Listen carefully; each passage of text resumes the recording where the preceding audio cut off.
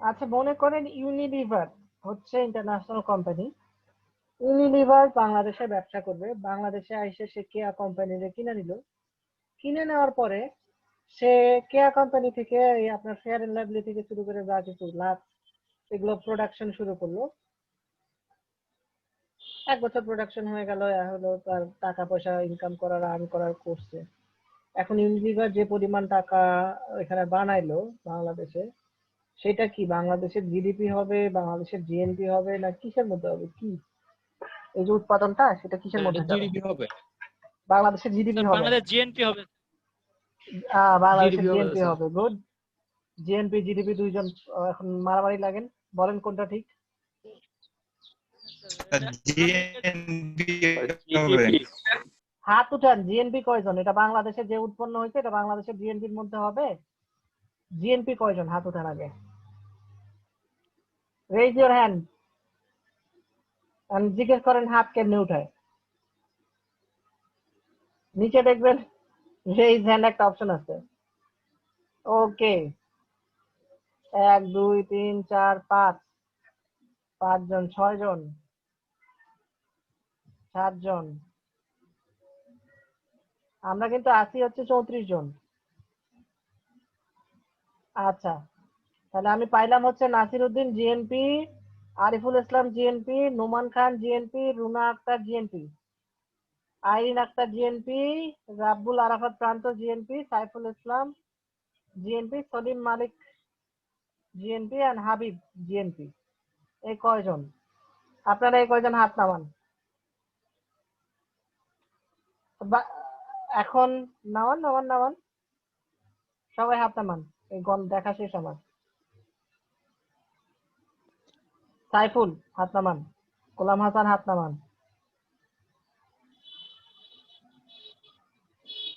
ওকে, এখন যারা মনে করেন এই যে আর্নিং হলো এটা বাংলাদেশের জিডিপি, তারা কারা? হাত উঠান। ইমরান হোসেন হাসান, ইমরান হাসান, মাহবুব হাসান, ওকে, রুবেল আহমেদ। আপনার বাংলাদেশের জিডিপি, ওকে, 1 2 1 2 3 4 5 6 7 8, 8 জন হচ্ছে জিডিপি। আচ্ছা ঠিক আছে, আপনাদের 8 জন, তাহলে 8 7 15 জন। আর বাকিগুলো কারা? 15 জন বাদ দিয়ে বাকি যে 20 জন আছেন এরা কি জিডিপিও না জিএনপিও না? স্যার, ওরা না ভোট ওরা। আরে এরা ন্যাশনাল ইয়া পায় নাই, রোহিঙ্গা হয়ে গেছে, ভোটার আইডি নাই, ভোট দিতেই আসতে পারে নাই। স্যার, ওরা কনফিউজে আছে স্যার, কি হবে। হ্যাঁ, রিয়েলি কনফিউজ আছি স্যার। এর কারণে স্যার এই কোশ্চেনের অ্যানসার দিতে পারলাম না। কোশ্চেনের কিন্তু স্যার আমরা হ্যাঁ না স্যার, আমরা স্যার যেগুলো স্যার পাপি, তুমি মুখে বলো কি হবে। হ্যাঁ বলেন আপনি আমরা বলতে। আমি বলতেছি স্যার, আমরা স্যার এই যে বাংলাদেশের নাগরিক যারা আছে আমরা যে অর্থ উপার্জন করি সেটা স্যার আমাদের স্যার জিডিপি। আর আমি যদি তো স্যার এই বাংলাদেশের নাগরিকের কথা বলি না, আমি বলছি যে ইউনিলিভার কেয়া কোম্পানিরে কিনে নিছে, কিনে নিয়ে সে কেয়া সাবান, কেয়া সুনো বাদ দিয়ে সে বানাইছে হচ্ছে লাক্স সাবান, ফেয়ার এন্ড লাভলি বানাইছে। 1 বছর শেষ হয়ে গেছে, এখন 1 বছরে যে পরিমাণ তাদের প্রোডাকশন হইলো, আর্নিং হইলো, সেটা কি হবে? সেটা বাংলাদেশের জিডিপি হবে, জিএনপি হবে, স্যার আমেরিকা কি হবে সেটা? এটা স্যার বাংলাদেশের জিডিপি হইব। যদি স্যার এই অর্থটা স্যার যদি হয় স্যার আমেরিকাতে পাঠায় তাহলে স্যার ওই জিএমপি হইব ওই দেশের। আচ্ছা ঠিক আছে, আপনার ওপিনিয়ন। এটাই হবে স্যার জিডিপি। জিএনপি তে যারা বলছিলেন প্রথমে, ওখান থেকে বলেন। ঠিক আছে, একজন লিড নেন। আইরিন ছিলেন, হ্যাঁ আইরিন বলতে পারেন, বলেন তো আপনাদের জিএনপি কেন হবে? জিএনপি বলছিলেন, আমি এখনো কিন্তু রাইট আনসার বলি নাই। আপনারা জিএনপি গ্রুপ থেকে আনসার চাচ্ছি, হাত নামান বাকি সবাই এখন। বুঝছি, ওই যে যারা হাত উঠায় নাই না তাদের একটা থিওরি আছে। হাত নামান সালাউদ্দিন আর ইনজামুল হক। আমি বলতেছি, যে কোনো গ্রুপ টাস্ক, যে কোনো দলগত কাজে বা যে কোনো ক্লাসে একটা গ্রুপ থাকে হচ্ছে অ্যাক্টিভ, একটা গ্রুপ থাকে প্যাসিভ। ঠিক আছে, এই যে একটা গ্রুপ থাকে, যে গ্রুপ হচ্ছে এদের নাম, স্পেসিফিক নাম আছে, এরা হচ্ছে free rider. Free rider group হইতেছে তারা একবারে কোনো কিছু বলবে না, করবে না, কিন্তু যখন কোনো কিছু বলা হবে, করা হবে, যখন ডিসাইডেড, তখন তারা গিয়ে ওই কাজের সাথে থেকে কাজের ভাগ নিবে। বুঝতে পারছেন? কমেন্টস করবো, জি স্যার। হ্যাঁ, এই গ্রুপ হচ্ছে ফ্রি রাইডার, এবং ফ্রি রাইডার গ্রুপের সংখ্যা এটা বেশি থাকে, এবং এটা হচ্ছে আমাদের এই যে ক্লাসে এখন 15 জন বাদ দিয়ে বাকি যে 20 জন আছে, আপনারা 15 জন হচ্ছেন ডিসাইডার অর ওয়ার্কার, বাকি যে 20 জন আছে এদের মেজরিটি, আমি সবাইকে বলতেছি না, মেজরিটি হচ্ছে ফ্রি রাইডার গ্রুপের মধ্যে পড়ে। স্যার আসসালামু আলাইকুম। ওয়ালাইকুম আসসালাম।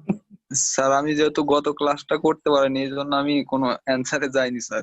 হ্যাঁ, ওইটা আপনি ওই ভাগে পড়ছেন, সবাইকে বলি নাই, সবার মধ্যে আপনি পড়েন না, ঠিক আছে, কোনো ইয়া নাই। নেক্সট, এখন বলেন আপনাদের জিএনপি যারা ছিলেন তাদের ওপিনিয়ন।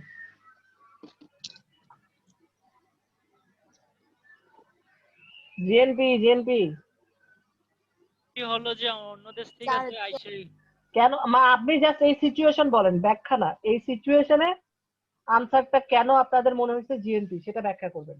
জেএনপি হচ্ছে অন্য দেশ থেকে আমাদের দেশে এসে স্যার বিয়ে করতেছে, ব্যবসা করতেছে স্যার, এই জন্য হচ্ছে জিএনপি আমাদের দেশের জন্য স্যার। অন্য দেশ থেকে এসে ব্যবসা করলে সেটা জিএনপি হয়। আচ্ছা ঠিক আছে, আর কে যেন বলতে চাচ্ছিলেন? রুনা বলতে চাচ্ছিলেন? জি স্যার।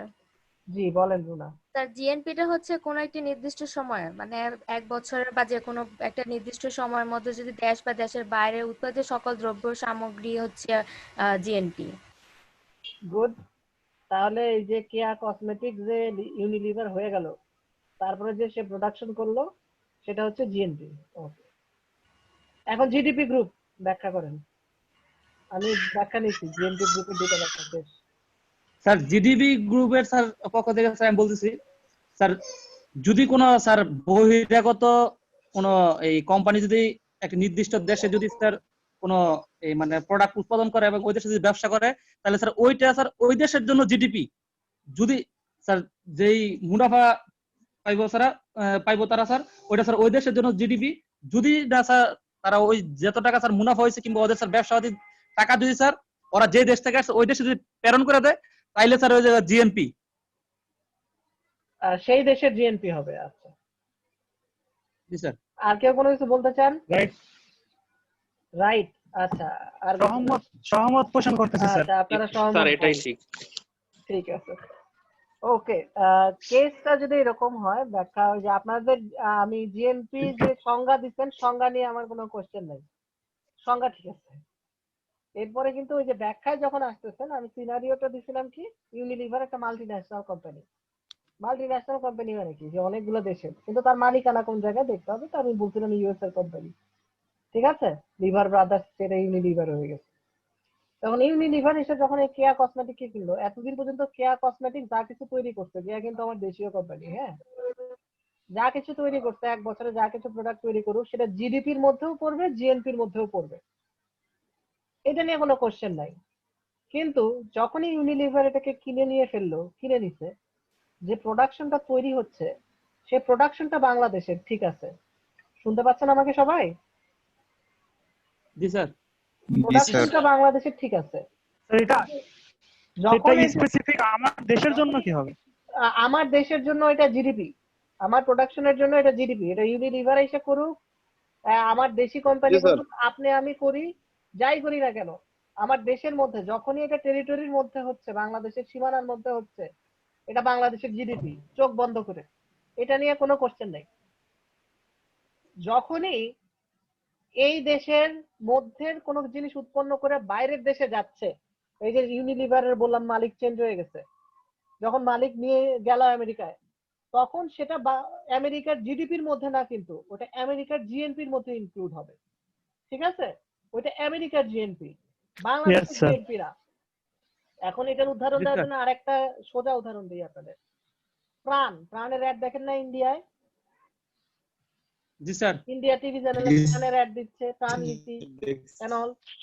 তো এই যে ইন্ডিয়ায় গিয়ে যখন প্রাণ চলতেছে, ইন্ডিয়ায় যা কিছু আর্ন করুক না কেন, ওটা ইন্ডিয়ার যদি ইন্ডিয়ার মধ্যে কোম্পানি হয়, পাবনার প্রাণ কোম্পানি বাদ, ঠিক আছে, ওটা যদি ইন্ডিয়ার মধ্যে গিয়ে ধরেন মধ্যপ্রদেশে বা অন্য কোথাও একটা কোম্পানি ওরা দিল, যে ফ্যাক্টরি দিল আর কি, যে প্রাণের এই জিনিসপত্র ওই জুস বানাইতে হবে ইয়া দিয়ে, সেই জুসটাকে সরাসরি পাঠায় না দিয়ে ওইখানেই জুস তৈরি করা শুরু করলো।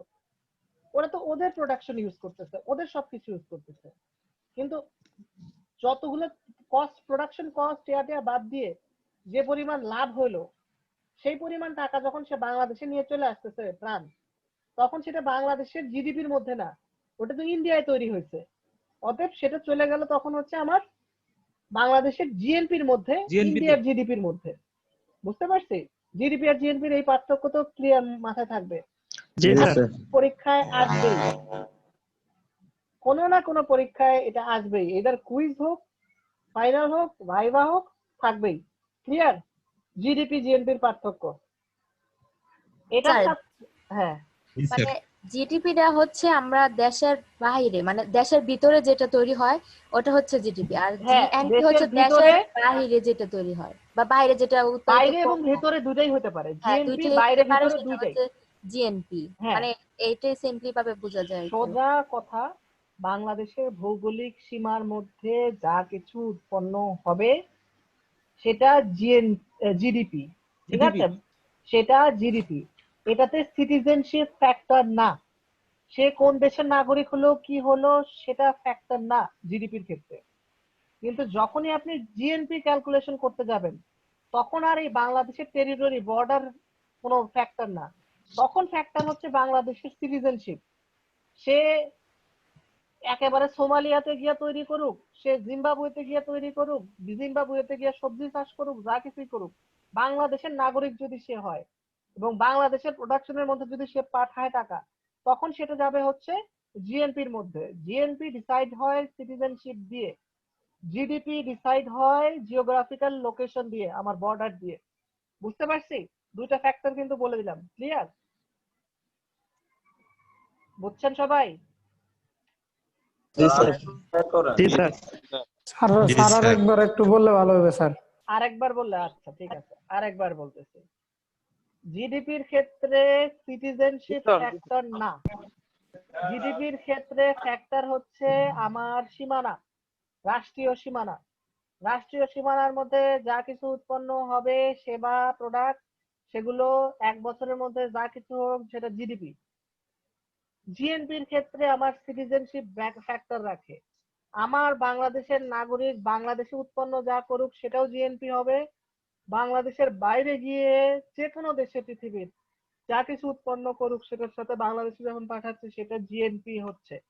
জিএনপি সিটিজেনশিপ আছে, জিডিপির ক্ষেত্রে সিটিজেনশিপ ফ্যাক্টর না। ইন্ডিয়ান এসেও বাংলাদেশে তৈরি করুক, আমেরিকান এসেও তৈরি করুক, সেটা বাংলাদেশের জিডিপি হবে। বুঝতে পারছি এখন? স্যার, বাংলাদেশের নাগরিক যদি বাংলাদেশে তৈরি করে তো ওটাও কি জিএনপির মধ্যে পড়বে? ওটা জিডিপি জিএনপি দুটোর মধ্যেই পড়বে। ও আচ্ছা, ওটা ঠিক আছে। দুটোর মধ্যেই পড়বে, জিডিপিও হবে আবার জিএনপিও হবে। ঠিক আছে? ঠিক আছে। এটা মনে রাখবেন, একটা দেশের সচরাচর জিডিপির চেয়ে জিএনপি বেশি হয় জেনারেল একটা রাষ্ট্রের। কিন্তু আবার কিছু রাষ্ট্র আছে যে রাষ্ট্রে গিয়ে দেখা যায় যে নিজের দেশের লোকজন নাই, বাইরের দেশের লোকজন এসে বেশি বসবাস শুরু করছে, তাদের কিন্তু আবার উল্টা হয়ে যেতে পারে। তবে অর্থনীতির general factor GDP always greater than GNP হয় সাধারণত, নট সব সময়। আপনি এটাকে থিওরি হিসেবে নিলে ভুল হবে। বুঝতে পারছেন? ক্লিয়ার? জি স্যার। জি স্যার। জি স্যার। তাহলে স্যার সাপোজ আমাদের দেশে যে মানে যেরকম স্কয়ার আছে বা অন্যান্য যে ফ্যাক্টরি গুলো আছে, এরা যে মানে যেগুলো উৎপন্ন করতেছে বা এখান থেকে যে লভ্যাংশটা আসতেছে, এটা স্যার তাহলে জিএনপি জিডিপি দুইটার মধ্যেই পড়ে নাকি স্যার? দুইটার মধ্যেই পড়ে। এটা জিডিপি, সরাসরি জিডিপি, এটা জিএনপির মধ্যে যাওয়ার দরকার নাই। কারণ স্কয়ার যখন হবে তখন এটা জিএনপির মধ্যেও আসবে, কারণ স্কয়ার তো বাইরে রপ্তানি করতেছে। ঠিক আছে? ঔষধ যখনই রপ্তানি করতেছে, সে তো আপনার রপ্তানি করে টাকা আর্ন করে দিচ্ছে। স্যার টাকাটা তো বাংলাদেশে আসতেছে স্যার। বাংলাদেশে আসতেছে, অতএব এটা জিএনপি। GNP right. বুঝতে পারছেন? ক্লিয়ার? এখন আমাকে বলেন পিপিপি কি? আচ্ছা, আমরা পার ক্যাপিটা পড়াইছিলাম না? না স্যার, পার ক্যাপিটা পড়াই নাই? না স্যার। পড়ান না স্যার। মাথা পিছু আয় পড়াই নাই? না স্যার। হায় হায় হায় হায়, আপনারা তো পিছায় আছেন। কি হবে স্যার ওই কি যে হবে? আরেকটা যে স্যার বললেন স্যার দেখাইছিলেন কি স্যার আমাদের ওই যে এক একজনের কত করে টাকা স্যার জানো হ্যাঁ এই তো পাওয়া গুড, দেখাইছি। আমার এইসব বলেন কেন? ভুল ভুল তথ্য উপস্থাপন করেন, তাহলে কিন্তু তো স্যার স্যার আপনারা পিছিয়ে যাবেন। স্যার স্যার একটা সম্পর্কে বলেন নাই এটা, দেখাইছেন কিন্তু ওটা সম্পর্কে বলেন নাই স্যার স্যার সম্পর্কে একটু এই বলে দেন। 17,722 টাকা না কয় টাকা জানেন স্যার আসছিল, না 522 টাকা হ্যাঁ জানি। এই তো লাইনে আসছেন। এই যে দেখেন, জিডিপি পার ক্যাপিটা ছিল হচ্ছে, আমি আবার স্যার রিভিউ আপনি স্ক্রিন করতেছি, শেয়ার করেননি? আমি আবার রিভিউ করতেছি, ঠিক আছে? রিভিউ করে আবার নতুন করে যাচ্ছি। আপনাদের আজকে কিন্তু অনেকগুলো কাজ আছে, সেটা মাথায় রাখেন। আপনারা যত তাড়াতাড়ি পাবেন, আপনারা কাজের জন্য সময় তত বেশি পাবেন। এই যে 2065 ডলার মাথা পিছু আয়, তার মানে বাংলাদেশের প্রত্যেক মানুষ বছরে 2065 টাকা ইনকাম করে। এটা ক্যালকুলেট করতে গিয়ে বলছিলাম যে আমরা তো আসল কথা, আসলে কি এই টাকা পাই কিনা, বছরে কি আপনারা এই টাকা পাইছেন কিনা এক বছরে, সেটা বের করতে গিয়ে আমরা বের করছিলাম হচ্ছে 2065 বাংলাদেশে এখন ডলারের দাম কত? 85 85 টাকা। 1,75,525 টাকা। ডলার টু টাকায় আপনার 85 না, এখন বাংলা কিনতে যান 86 টাকায় আপনি ডলার পাবেন না, 84 দেখাইতেছে। ঠিক আছে, প্রায় 85 স্যার। হ্যাঁ 85 ধরলাম, জান কমই ধরলাম। 85 করলে হয় হচ্ছে 1,75,525 টাকা। এটা যদি আমি 12 মাস দিয়ে ভাগ দিই, কারণ বছরে তো, জি তাহলে আপনার প্রত্যেক মানুষ 14,627 টাকা করে পাওয়ার কথা প্রত্যেক মাসে। তাহলে তার ফকির থাকে না নাকি? না স্যার। কিন্তু স্যার আমার টাকাগুলো কই? এই তো ভালো জিনিস ধরছেন, আপনার টাকাগুলো কই এটা জিজ্ঞেস করবেন সরকারকে। আমাদের টাকা কিছু মুষ্টিবদ্ধ লোকের কাছে স্যার জিম্মি হয়ে আছে বাংলাদেশের টাকা। হ্যাঁ এই যে আপনারা 36 জন যে আছেন, তার মানে হচ্ছে আপনাদের এটাকে 12 দিয়ে গুণ দিয়ে আবার 36 দিয়ে গুণ দিই, তাহলে কত টাকা হয়? 12 গুণন 36, এর মধ্যে আমিও পড়ি, হ্যাঁ 36, একক দশক শতক হাজার অযুত লক্ষ নিযুত 63 লাখ টাকা। 18,900 সরি 63 লাখ ডলার না না টাকা। টাকা স্যার। টাকা 63,18,900 টাকা। হ্যাঁ 900 তো আমরা এখন এই ক্লাসে থেকে আমরা একটা আবেদন দিব যে আমাদের টাকা দেন, ঠিক আছে? তো এই যে টাকাটা এটা আসলো, এটা আসলে কথা হচ্ছে হিসাব করি জি যেটা, স্যার, এটা করলেই ভালো হয়, সব গরিব অনেক। সেটা যেটা হিসাবের এই জায়গায় আসলো, সেটা হচ্ছে যে আমাদের 90% মানুষের কাছে 10% সম্পদ, আর 10% মানুষের কাছে 90% সম্পদ। 90% সম্পদ। ঠিক আছে, এটাও কথা বলছিলাম। তা আমাদের অর্থনীতি হচ্ছে মেরুকৃত অর্থনীতি অবস্থায় আছে, পোলারাইজ। আমাদের অর্থনৈতিক ব্যবস্থা কেমন যদি বলতে চাই, তখন আমাদের এই পয়েন্টটা আসবে। ঠিক আছে, যে আমরা সরাসরি বলতে পারি না যে আমাদের এই যে দেখেন না কত বড় বড় মানুষ দরবেশ বাবারা আছে, তাদের ট্যাক্সও হয় না, আর ট্যাক্স সবচেয়ে বেশি দেয় হাকিমপুরি জর্দা। মানে ব্যাপারটা হইতেছে এই, তো বসুন্ধরা ট্যাক্স এয়ার ট্যাক্স এরকম নাই, এবং 5 বছর টানা সবচেয়ে বেশি ট্যাক্স দিয়ে টপে থাকে হচ্ছে হাকিমপুরি জর্দার কোম্পানি। আর কিছু বলার আছে? না স্যার। আচ্ছা, তাহলে আপনারা নিজেরাই বুঝতে পারতেছেন আমাদের অর্থনীতির অবস্থা কত ভালো।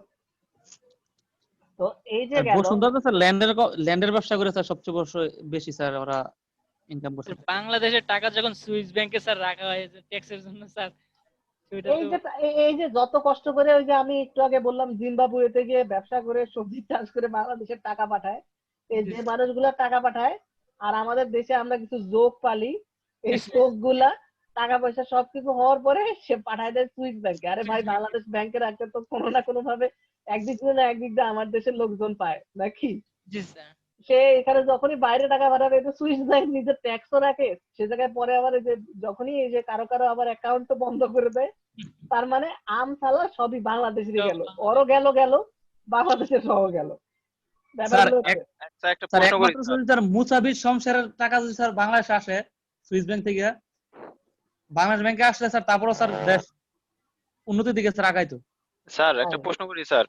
আচ্ছা ঠিক আছে, এটা নিয়ে কোনো কথা বলবো না, ঠিক আছে বলেন।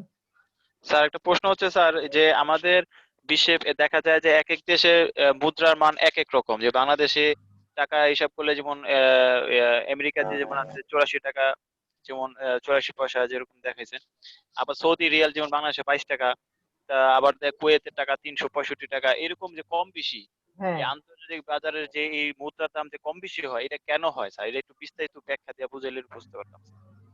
রিজার্ভের কারণে, রিজার্ভ। এটা তো গত দিন বুঝাইছি, কেউ একজন ব্যাখ্যা করেন। স্যার এটা স্যার মেনলি স্যার রিজার্ভ আমাদের বিশ্ব ব্যাংকের কাছে, ওয়ার্ল্ড ব্যাংকের কাছে আমরা কি পরিমাণ টাকা স্যার রিজার্ভে রাখতেছি, ওটার উপর স্যার আমাদের এই বাংলাদেশের টাকার মান। ওয়ার্ল্ড ব্যাংকে রিজার্ভ রাখি না, রিজার্ভ আমার ন্যাশনাল ব্যাংকে থাকে, ওটা ওয়ার্ল্ড ব্যাংকে যায় না, ওয়ার্ল্ড ব্যাংকে খালি হিসাব দেই। এটাই স্যার, মানে ওয়ার্ল্ড ব্যাংকে স্যার আমরা হিসাব দিই, কিন্তু স্যার ন্যাশনাল ব্যাংকের টাকা রাখি স্যার সম্পূর্ণ স্যার আমাদের গভর্নর স্যার ইয়ে করে। এই তো গুড, একটু বুঝিয়ে দেন স্যার, আবার একটু বুঝতে মোট পারতাম। কথা মুদ্রাস্ফীতি।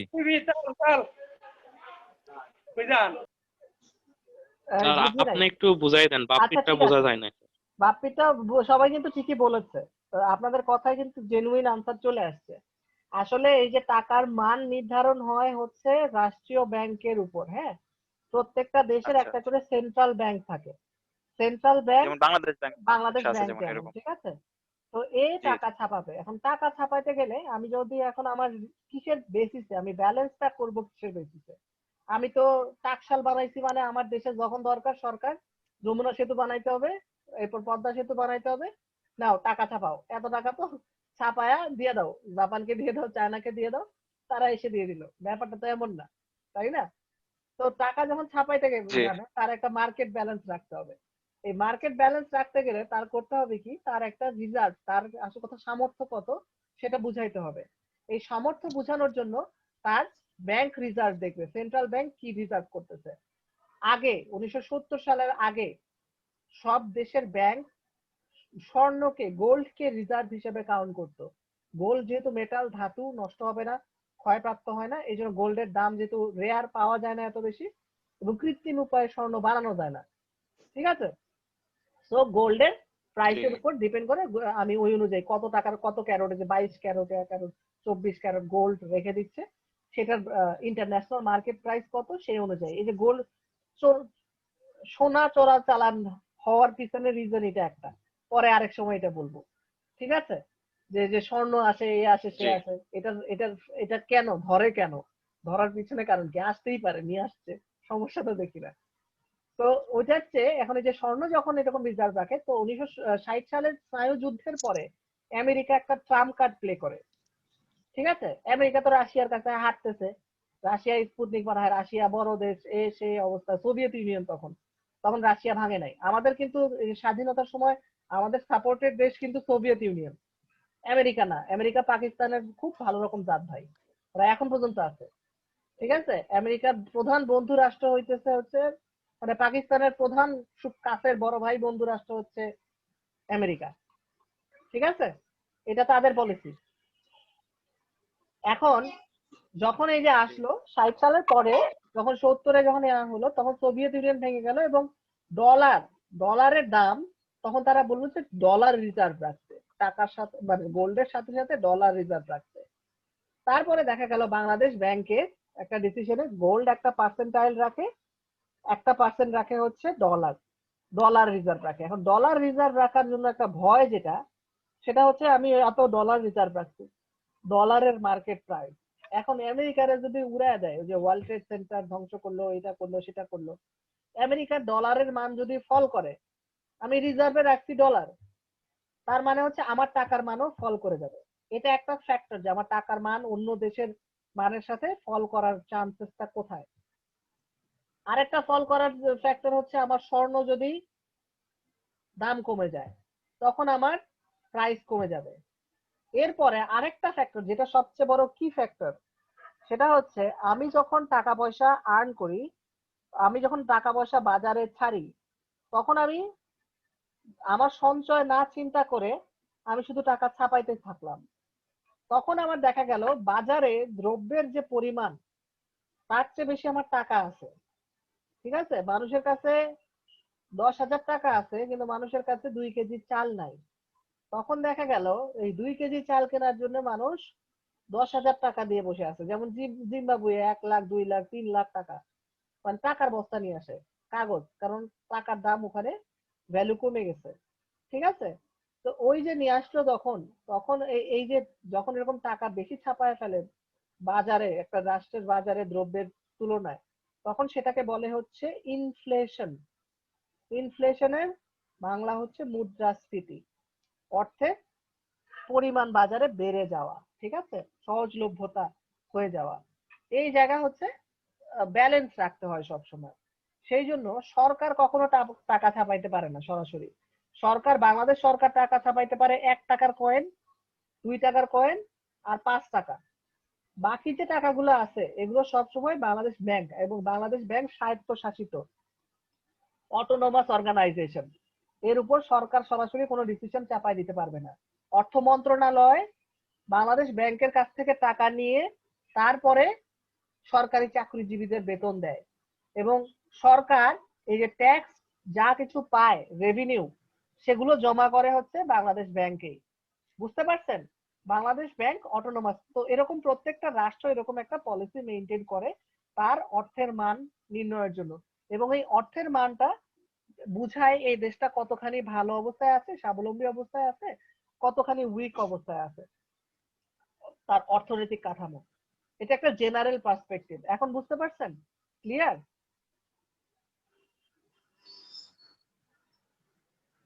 কথা না মূলত বললে কেন্দ্রীয় ব্যাংক নিয়ন্ত্রণ করে আর কি স্যার, অর্থ কথা না মুদ্রার বললে বিষয়। হবে না। হ্যাঁ বলেন, বুঝছেন তো নাকি? হ্যাঁ স্যার। জি স্যার 70%। আচ্ছা, বাকি 75%, বাকি 30% পড়ে নিন। ইন্টারনেট আছে, ইনফরমেশন আছে, ডাটা ওকে শিট স্যার। আছে, ঠিক আছে? 70% বুঝলি এনাফ।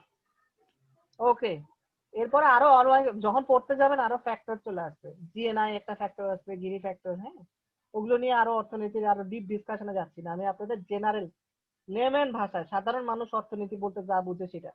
ওই যে চাহিদা মাত্র ইহার বাহককে দিতে, এটাও একটা কোশ্চেন করবই।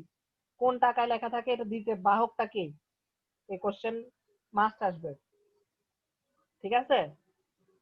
চাহিদা মাত্র ইহার বাহককে দিতে বাধ্য থাকিবে, এই বাধ্যটা কে? আর কোশ্চেনটা কি বলছেন? যে টাকা, একটা টাকা বের করেন, হাতের কাছে টাকা আছে, স্যার তার 5 হাতের টাকার কাছে, উপরে হলে দিতে বাধ্য। তার হাতের কাছে আছে। আপনার 10 টাকার নোট থেকে উপরে নোট বের করেন।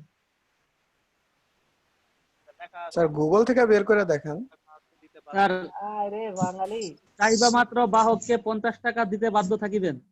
এই আবার লেখা আছে চাইবা মাত্র গ্রাহককে 500 টাকা দিতে বাধ্য থাকিবেন। দুইটাই নোটে স্যার দেখাইলাম। মাত্র ইয়া বাহকে স্যার।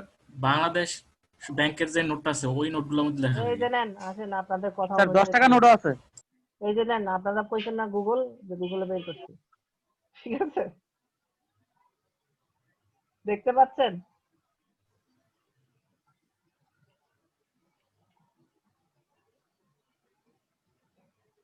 Yes sir. এই যে এই একটু বড় করেন। এখানে দেখেন লেখা আছে চাহিদা মাত্র ইহার বাহককে দিতে বাধ্য থাকিবে। বড় করতে গেলাম হয়ে গেল আর নতুন জায়গায় চলে আসলো। স্যার প্লাস্টিকের টাকা স্যার, ওই যে কাগজেরটা স্পষ্ট বেশি। এই টাকা তো স্যার উঠে গেছে। এটা তো স্যার ব্যান করে দিছে। গুগলে যদি আমি এটা পাই, এখন আমার দোষ কি বলে?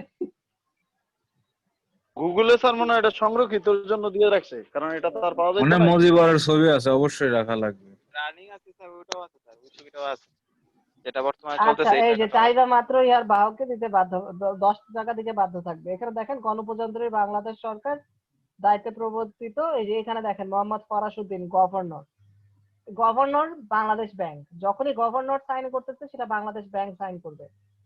আর যখনই 2 টাকার নোট বা 5 টাকার নোট যাবে তখন সেটা হচ্ছে সাইন করবে হচ্ছে অর্থ সচিব, ঠিক আছে? স্যার এখন তো মনে হয় স্যার সম্ভবত স্যার গভর্নর ফজলে কবির, তার সাইন থাকবে এখনকার টাকায়, প্রেজেন্ট টাকায়। এই ফজলে কবির। আর আগেরটা ছিল স্যার আতিউর রহমান। হ্যাঁ আতিউর রহমান ছিল। হ্যাঁ, আর ফরাসউদ্দিন গভর্নর স্যার আমরা এলাকার স্যার। আচ্ছা, আপনার এলাকার বড় ভাই, বুঝছি। এরে ভাই স্যার আবার বাহক বলতে কে স্যার? টাকা বানানো মেশিন চাওয়াইছ না রে ভাই। কিরে তোরা দেখি টাকার উপরে পিএইচডি করতে আছো, টাকা নিয়ে পড়ালেখা করনি? স্যার আমার প্রশ্ন ছিল চাইবে মাত্র বাহককে দিতে বাধ্য থাকবে, তা বাহকটা কে, মানে আমরা কার কাছ থেকে, এটা একটু ব্যাখ্যা করুন স্যার। আচ্ছা, এটাই ছিল কথা। এটা আবার 5 টাকার নোটে আসি, জাস্ট এটা দেখানোর জন্য। বাহক হচ্ছে যে টাকাটা নিয়ে ক্যারি করবে, ক্যারি করে যে নিয়ে যাবে, এখন দিতে বাধ্য থাকিবে কে? তার নিচে সাইনটা কার ছিল দেখাইলাম যে গভর্নর স্যার গভর্নর আর সচিব। এখন গভর্নর যে বাধ্য থাকবে, কারণ গভর্নর তো আসল কথা কেউ না, গভর্নর তো একটা পোস্ট। এই পোস্টটা বাংলাদেশ ব্যাংক দিতে বাধ্য থাকবে। স্যার দোকানদার দিব স্যার। তাহলে এখানে হচ্ছে বাংলাদেশ চাইবে মাত্র ইহার বাহককে দিতে বাধ্য থাকবে এবং সরকার দায়িত্ব প্রবর্তিত। এত এখানে দেখেন হচ্ছে এত গেল। তো এই যে 5 টাকার নোট যেটা আগের, এখন কিন্তু না। প্রেজেন্ট 5 টাকার নোট হলে দেখতেন যে ওখানে যে লেখা আছে সেখানে অর্থ সচিবের সাইন থাকবে, কিন্তু 10 টাকায় গিয়ে যখনই যাবেন তখনই আপনার থাকবে হচ্ছে গভর্নর। অর্থাৎ বাংলাদেশ ব্যাংক যে কোনো বাহক যে টাকাটা নিয়ে যাবে, যে সেরা ফাটা নোট পর্যন্ত নিয়ে নেয় বাংলাদেশ ব্যাংক, কারণ বাংলাদেশ ব্যাংক এটা প্রবর্তিত করছে।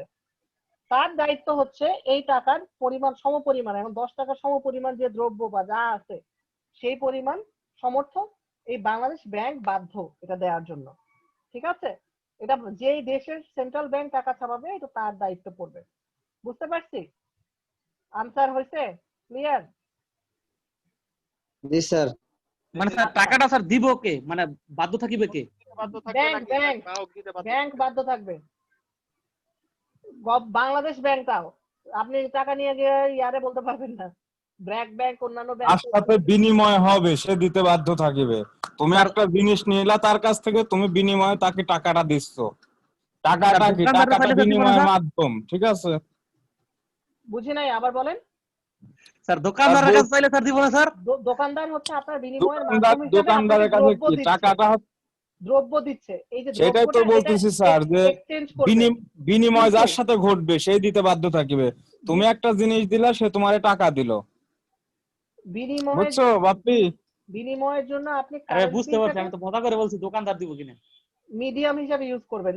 দোকানদারের কিন্তু এই দোকানদারের কিন্তু মাধ্যম আর দোকানদারের কিন্তু টাকা বিনিময়ের মাধ্যম স্যার, টাকা তো স্যার মাধ্যম হিসেবে যাচ্ছে, কিন্তু এই টাকার পরিমাণ যদি তার কোনো কিছু নিতে হয়, ফাইনাল অথরিটি জি স্যার, সেটা হচ্ছে ব্যাংক।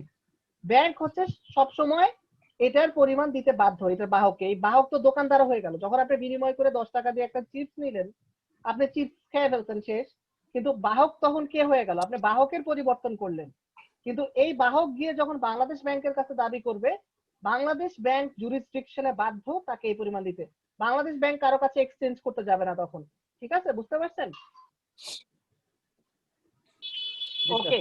আর অর্থের মান কিভাবে নির্ণয় হয় সেটা বুঝলাম, এটা দ্বারা অর্থনীতি কিভাবে নির্ধারিত হয় সেটা স্যার আমার প্রশ্নটা হচ্ছে স্যার, ব্যাংকের কাছে তো যাই আমরা টাকা জমা দেই, আমরা তো চাইবো না স্যার আমি 5 টাকা নিয়ে গেলাম, সে অন্য 10 টাকা নিয়ে গেলাম বাংলাদেশ ব্যাংকের কাছে, তা আমি তো টাকাটা জমা দিব তার কাছে, তার কাছ থেকে তো আমি নিতে পারতেছি না স্যার। জমা কেন দিবেন? আপনি নিতেও পারবেন। জমা দিয়ে আপনি চেক নিচ্ছেন না, আপনি বলবেন যে আমার দিতে বাধ্য। এখন আপনাকে জমা যে দিছে সে কি ওটা বলছে যে আপনার টাকা না নিয়ে নিছি? তাকে তো কোনো না কোনো কিছু বিনিময় দিতে হবে। আপনার কাছে তো সে অথরিটি দিচ্ছে, ওই যে বলে ফেললেন যে চেক দিচ্ছে কিনা। ঠিক আছে, ঠিক আছে স্যার। ওই জন্য টাকাটা রুটি নিয়ে আসবেন ব্যাংকে যেয়ে। ব্যাংক এখন রুটি না দিতে পারলে ব্যাংক ওই যে সোনা যে জমা রাখছে, ডলার যে জমা রাখছে ওইটার অংশ কেটে দিবে। হ্যাঁ, 10 টাকা পরিমাণে। এটা আবার হাইকোর্ট করতে হবে। বাদ দেন, ওই ডিসকাশনে যাচ্ছি না যে কেন দিল না। 10 টাকা নিয়ে গেছেন, আপনাকে 10 টাকা পরিমাণে রিজার্ভ থেকে স্বর্ণ কেন দিবে না? ঠিক আছে, তো ওইটা আপনাদের মেইন কনসেপ্ট তো বুঝছেন, তাই না? জি স্যার। ওকে, এখন আসি হচ্ছে, আমি বুঝলাম যে টাকার মান। আচ্ছা ঠিক আছে, আমি ক্লাস শেষ করে তারপরে দুটোই আপলোড করে দিয়ে দিচ্ছি। এখন আসেন যে হচ্ছে টাকার মান। এখন এই টাকার মান গেল, এটা দ্বারা বুঝালো। একটা জিনিসে আসি যে গত মানুষের ক্রয় ক্ষমতার সাম্য। টাকার মান তো আমি বুঝলাম, এখন মানুষের ক্রয় ক্ষমতার সাম্য বলতে আমি কি বুঝি? আমি জাস্ট যদি এখান থেকে শুরু করি, দেখতে পাচ্ছেন সবাই? হোয়াইট বোর্ড দেখতে পাচ্ছেন? স্যার স্ক্রিন শেয়ার হয়ে আছে। সাদা স্ক্রিন দেখেন না স্যার? হোয়াইট বোর্ড লেখা রয়েছে স্যার। পারচেজিং আমি ঠিক আছে, দেখা যায় তো। পাওয়ার ব্ল্যাক অপশন রে কিসের স্যার স্ক্রিনের মধ্যে? এটা হচ্ছে ওই যে বোর্ড যেটা আপনাদের দেখতে দিবে না সেটার জন্য, ওই যে কি কি লেখা জায়গা। তো পারচেজিং পাওয়ার প্যারিটি, ক্রয় ক্ষমতার সাম্য, এটা আমার অর্থনীতির আরেকটা। আমি এতক্ষণ পর্যন্ত টাকা পয়সা, রিজার্ভ কত, মাথা পিছু আয় কত, এসব দিয়ে বহুত কথাবার্তা বললাম আমার অর্থনীতি কেমন সেটা। এখন আমি আসছি আমার ক্রয় ক্ষমতার সামনে, পারচেজিং পাওয়ার প্যারিটিতে। ক্রয় ক্ষমতার সাম্য ব্যাপারটা এরকম। সুজন হাত উঠিয়েছেন, বলেন। স্যার আমি নাইট করে সকাল থেকে ক্লাস করতেছি স্যার, আমার মাথায় লোড নিতে আসে না। আমি স্যার ক্লাস থেকে লিভ নিতে চাচ্ছি। বাকিরা কি বলেন? স্যার অবশ্যই স্যার দেওয়া যায় স্যার। স্যার কোনো কিছু হয়ে গেলে আবার সমস্যা। জি স্যার, জি স্যার। আপনি পরে কালেক্ট করে নিয়েন ইনফরমেশন বাকিদের কাছ থেকে। কারণ আমি আজকে যে কাজ করব, এরা গ্রুপে কাজ করবে। আজকে একটা গ্রুপে কাজ আছে, হ্যাঁ। তো ওই কাজের সাথে আমরা যদি আজকে পারি আজকে কমপ্লিট করব, না হলে এর পরে প্রেজেন্টেশনে যাবে। তো সেইখানে আপনি কথা বলে নিন, কনসাল্ট করে নিন, আপনি যেন মিস না করেন। ঠিক আছে? Okay sir. আচ্ছা, 1 ডজন এগ, 1 ডজন ডিম দাম কত? স্যার হোয়াইট বোর্ডে স্যার ব্ল্যাক দেখা ব্ল্যাক যাচ্ছে একটা স্যার। দাগ রয়েছে। আচ্ছা ঠিক আছে, দাঁড়ান এটা অফ করে দিয়ে তারপরে শেয়ার দিই। Sir white board sir black এখন দেখা যাচ্ছে? এখন কি দেখতে পাচ্ছেন? এখন লেখা দেখা যায়?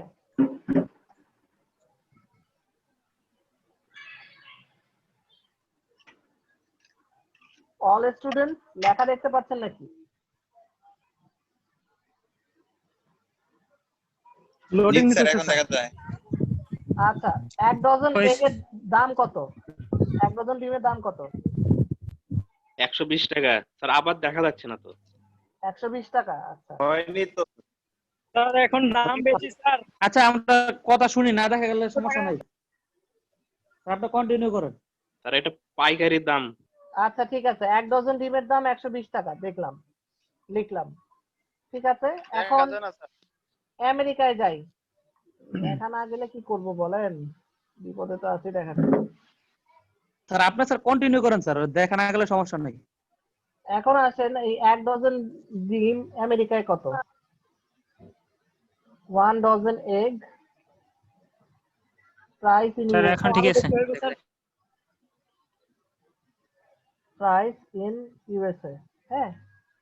আমেরিকায় দেখে 1 ডজন ডিমের দাম কত? মুরগির ডিমই দেখতেছি, ঠিক আছে। লেটস সি কি আসে। তো আমাদের ছিল 120 টাকা, এটা একই দ্রব্য। আমি ডিম যেহেতু সারা ওয়ার্ল্ডের সব জায়গায় পাওয়া যায়,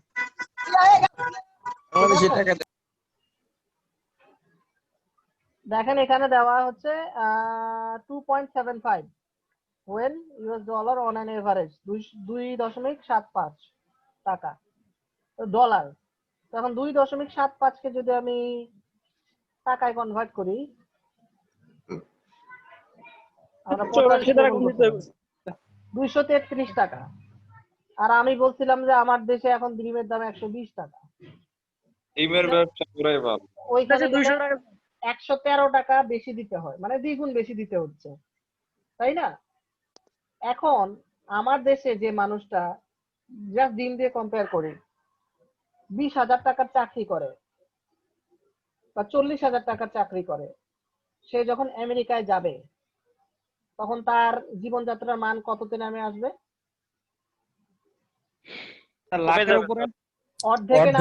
অর্ধেকে নামবে।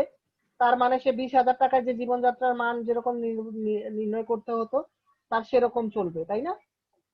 তাহলে আমি যে আমার প্রাইস ভ্যালু আছে সেটার সাথে সাথে প্রাইস ভ্যালু আমার ডিটারমিন করে না যে আমার জীবনযাত্রার মান কেমন হবে। আমার জীবনযাত্রার মান নির্ভর করে ওখানে দ্রব্যের দাম কেমন। ঠিক আছে? এরকম দ্রব্যের দাম দিয়ে যখন বোঝা যায়, যে কম্পেয়ার করা হয়, তখন আমার বোঝা যায় যে আমার জীবনযাত্রা সেই অর্থনৈতিক ব্যবস্থায় জীবনযাত্রার মানটা কেমন হবে। বুঝতে পারছেন? স্যার ও তো ডিম খাওয়া ছেড়ে দিবে। হ্যাঁ, ডিম খাওয়া ছেড়ে দিবে, তখন কি খাবে? অন্য কিছু খাবে যেটা মুরগি খাইবে স্যার। স্যার এখানে স্যার একটা কথা আছে, ও যখন এখানে যে কাজ করে 20,000 টাকা স্যালারি পাচ্ছে, ওখানে ওই কাজ সেম কাজ করে কিন্তু ডাবলের চেয়ে বেশি স্যালারি পাবে। এখন এটা হচ্ছে যে আমি জাস্ট আর্নিং দিয়ে কম্পেয়ার করালাম, সেখানে ডাবলের চেয়ে বেশি স্যালারি নাও পাইতে পারে। সেখানে স্যালারি তো আপনার 1,000-2,000 ডলারে শেষ হয়ে যেতে পারে। ঠিক আছে? এখন 1,000 ডলার সমান সমান আপনার কিন্তু বেতন আবার কত হয়ে যাচ্ছে? 85,000 টাকা। $1000 যদি আপনি মাসে পান, তার মানে আপনি মাসে 85,000 টাকার চাকরি করেন বাংলাদেশের অনুযায়ী, কিন্তু ওইখানকার জীবনযাত্রা কিন্তু ডিফারেন্ট। আমি অর্থনীতির ক্ষেত্রে পারচেজিং পাওয়ার প্যারিটি এই কথাটার মানে হচ্ছে ক্রয় ক্ষমতার সাম্য। এই সমতাটা বিচার করে হচ্ছে দ্রব্য দিয়ে, ঠিক আছে? স্যার পারচেজিং এটা কি স্যার এগ্রিকালচারের উপর স্যার ডিপেন্ডেবল না? না, এটা এগ্রিকালচার না, সবকিছুর উপরে, দ্রব্যের উপর ডিপেন্ডেন্ট। ওই যে পারচেজিং পাওয়ার প্যারিটি চলে আসছে, ঠিক আছে? ক্রয় ক্ষমতার সাম্য। এই যে এখানে যদি আপনি এক্সাম্পল দেন, যে কোনো একটা অবজেক্টের উপর যখন আমার দাম নির্ভর করবে, যে যে একটা অবজেক্ট দিচ্ছি সেই অবজেক্টের সাথে সাথে এক এক দেশে যখন যাচ্ছে, তখন a theoretical exchange rate that allows you to buy the same amount of goods and services in every country, বুঝতে পারছেন? যে কোনো দেশে একই। ওই একটা ওই যে আমি ডজন এগ কিন্তু ফিক্স করছিলাম, বলি নাই যে ইয়ে থেকে 6টা ডিম কিনবে, 1 ডজনই কিনবে। 1 ডজন বাংলাদেশে কিনলো, 1 ডজন আমেরিকায় কিনলো, সেটার কম্পেয়ার করলাম, বুঝতে পারছি? তখন government agencies use it to compare the output of a countries that use different exchange rate। ওই যে ডিফারেন্ট এক্সচেঞ্জ রেট ইউজ করে, যে সেটা অনুযায়ী আমি এটাকে বুঝাতে পারছি। তো পারচেজিং পাওয়ার প্যারিটি মূলত অর্থনীতির এমন একটা প্যারামিটার যা একটা দ্রব্যকে মূল বস্তু হিসেবে ধরে, দ্রব্যকে ধরে মানুষের ক্রয় ক্ষমতা এবং অর্থনৈতিক অবস্থা বোঝানোর চেষ্টা করে বা পরিমাপ করে, সেটাই হচ্ছে পারচেজিং পাওয়ার প্যারিটি। বুঝলেন? জি স্যার।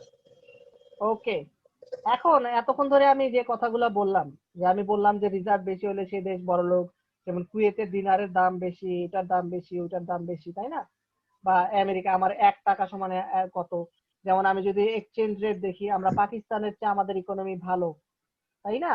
তো আমি একটা কাজ করি, পাকিস্তানের রুপির সাথে আমাদের টাকার কম্পেয়ার করি। হ্যাঁ, আমাদের যেহেতু ইকোনমি ভালো, স্যার পাকিস্তানের পাকিস্তান থেকে শ্রীলঙ্কা থেকেও তো আমাদের ভালো।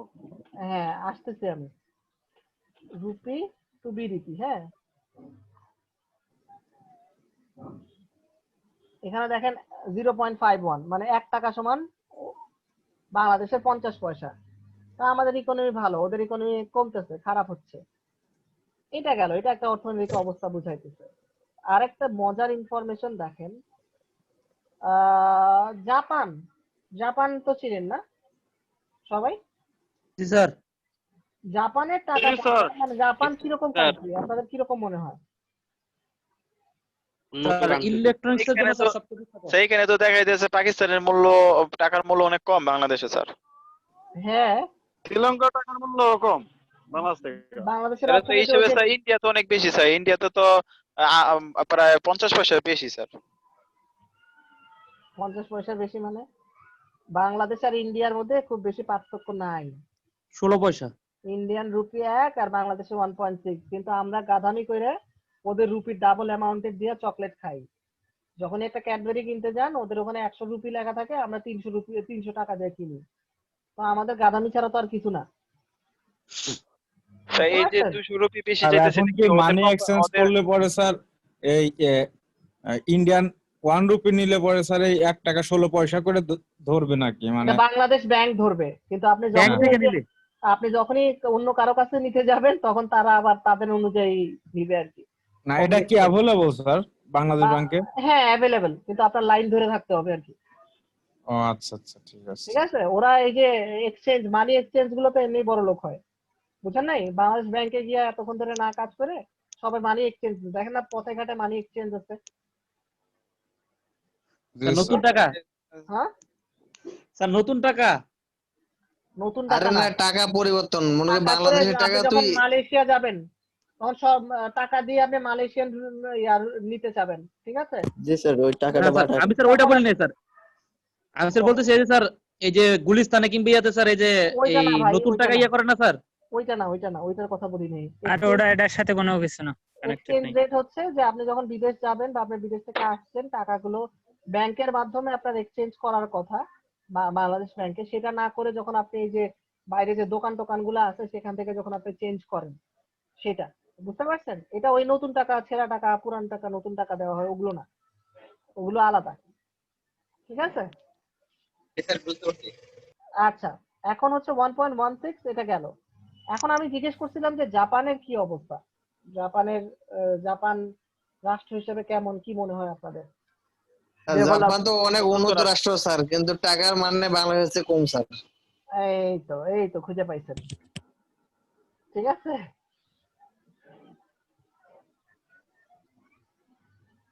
জাপানিজ ইভেন্ট টু বাংলাদেশি টাকা, আমাদের 1 টাকা ওদের 81 পয়সা স্যার। উল্টা দেখাইতেছে কেন?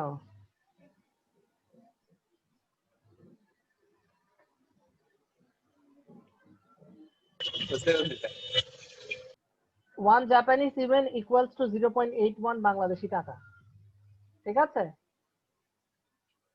তাহলে 1 টাকা সমান সমান আমাদের কত হবে? জাস্ট এক্সচেঞ্জটা চেঞ্জ করে দেই।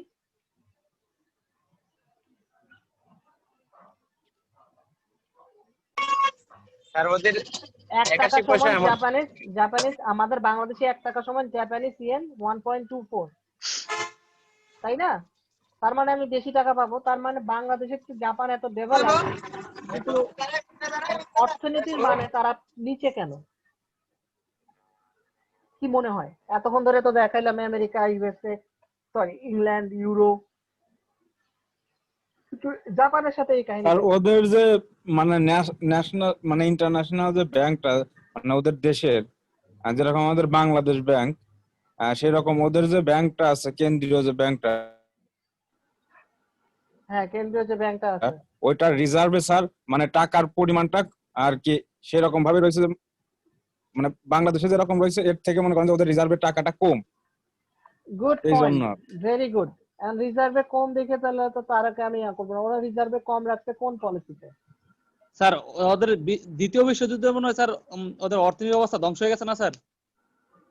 তারপরে এত কিছু করলো জাপানিজ, এত জিনিসপত্র, তারপরে ওই অবস্থা। আপনারা একটা জিনিস খেয়াল করবেন, ওই যে মাঝখানে যখন বাংলাদেশের রোড ট্রান্সপোর্ট যা তৈরি করে, ওই যে এরশাদ সরকারের আমলের একটা বড় ডেভেলপমেন্ট ছিল প্রত্যেক জেলায় জেলায় যোগাযোগ ব্যবস্থা, তাই না? রাস্তা, আন্তঃজেলা রোড সার্ভিস তৈরি হয়েছে না? জি স্যার। এই সময় কিন্তু জাপানিজ ইনভেস্টমেন্ট প্রচুর, রাস্তা বানায় দিছে, ব্রিজ বানায় দিছে জাপান বাংলাদেশকে হেল্প করার জন্য। তো জাপানের তো টাকাই নেই, জাপান এসে বাংলাদেশে এইসব জিনিসপত্র দিল কেন? স্যার ওরা কি স্যার এই মানে নিজস্ব কোন স্যার এই ব্যাংক ব্যবস্থা আছে নাকি?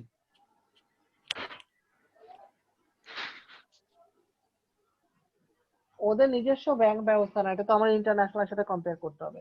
একটা যেরকম জিনিস স্যার এই মাথায় যে রাখেন, আমি একটা উদাহরণ দিই যেরকম স্যার আপনাদের। চীন, এই যে আমি দুইটা উদাহরণ দিচ্ছি, আপনাদের ক্লিয়ার হয়ে যাবে, জেনারেল উদাহরণ দুইটা। হ্যাঁ, প্রথম উদাহরণে আসি, যে এই যে আসলো এরা বাংলাদেশের কারেন্সি এখানে লিকুইডিটি মানে এখানে দিয়ে তৈরি করে দিল।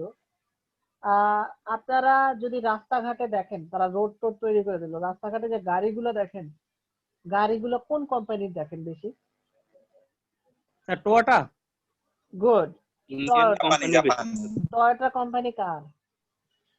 Sir Japan. Japan sir. Japan. এই তো আপনারা বুঝে গেছেন। আর এই যে মোস্ট অফ দা গাড়ি যেগুলো আসে, এগুলো কি ফার্স্ট হ্যান্ড গাড়ি না রিকন্ডিশন গাড়ি? Sir most of sir recondition গাড়ি। Recondition sir. Most of the recondition গাড়ি। এই তো, এখন বাংলাদেশের যদি রাস্তাঘাট না থাকে তাহলে কি জাপানিজ গাড়িগুলো আসতো? না স্যার। তার মানে বাংলাদেশের রাস্তাঘাট যখন আমি তৈরি করে দিচ্ছি, আমি তো তোমার ফ্রিতে রাস্তাঘাট তৈরি করে দিলাম। তুমি যখন গাড়ি টাড়ি কিনবা তখন কি কার কাছ থেকে কিনবা? আমার কাছ থেকেই কিনো। আমি তো রাস্তায় তোমারে বানাই দিলাম, তুমি তোমার রাস্তায় গাড়ি চালাবা, সে গাড়ি আমার কাছ থেকে কিনবা না? তখন বাংলাদেশ সরকার কি বলবে? ওদের কাছ থেকে নেবে স্যার। ইয়েস, এবং কম খরচে পাচ্ছে, এবং তাদের যে গাড়ি বেচতে পারলো, তারা একটা মার্কেট তৈরি করলো, এটা তার ইকোনমির কি হইলো? এই গাড়িগুলো তো ধ্বংস করা লাগতো। ইউরোপে দেখেন না, গাড়ি ভাঙার জন্য বড় বড় ইয়া আছে, যে মেটাল স্ক্র্যাপার। ঠিক আছে, তো তারা এই স্ক্র্যাপারে না নষ্ট করে যাও বাংলাদেশে গিয়ে চলো। আর বাংলাদেশের মানুষ গাড়ি ঘোড়া দিয়ে চলতেছে, বাংলাদেশের সুবিধা হলো। তারপর তো স্যার গাড়ির দাম তো স্যার কম না, 350% ট্যাক্স স্যার। হ্যাঁ, ওইটা তো আছে, যে এটা সরকারের ইন্টারনাল ব্যবস্থা, যে যারা গাড়ি কিনে তারা তো বড় লোক, তাদের ট্যাক্স বেশি দিতে হবে এই জন্য। আচ্ছা, এটা গেল। আরেকটা উদাহরণ দেই। মনে করেন আপনাদের এখানে ক্লাসের মধ্যে সবচেয়ে বড় লোক কে? টাকা পয়সা বলা ব্যক্তি। স্যার বাপ্পি স্যার বেটা আমার বাপে খায় ওর কামলা বাপ খাইছে হচ্ছে আমার বিদেশে বানা থাকে ধরলো স্যার। ওই সামনের মাসে ওর বাপ হেলিকপ্টার কিনবে স্যার। এই যে পাপ মারতা সৎ মার স্যার ভার্সিটির স্যার আমার বাপের বাড়ি বাপে স্যার কামলা খাইছে। ভার্সিটির সামনে স্যার। আচ্ছা ঠিক আছে, ভার্সিটির দাম আচ্ছা বাপ্পি ঠিক আছে ধরে নিলাম, বাপ্পি বড় লোক সবচেয়ে বুঝলাম, তার হেলিকপ্টার কিনবে, যদি হেলিকপ্টার না কিনতো, কোনো কিছু না কিনতো, বাপ্পি বড় লোক ঠিক আছে।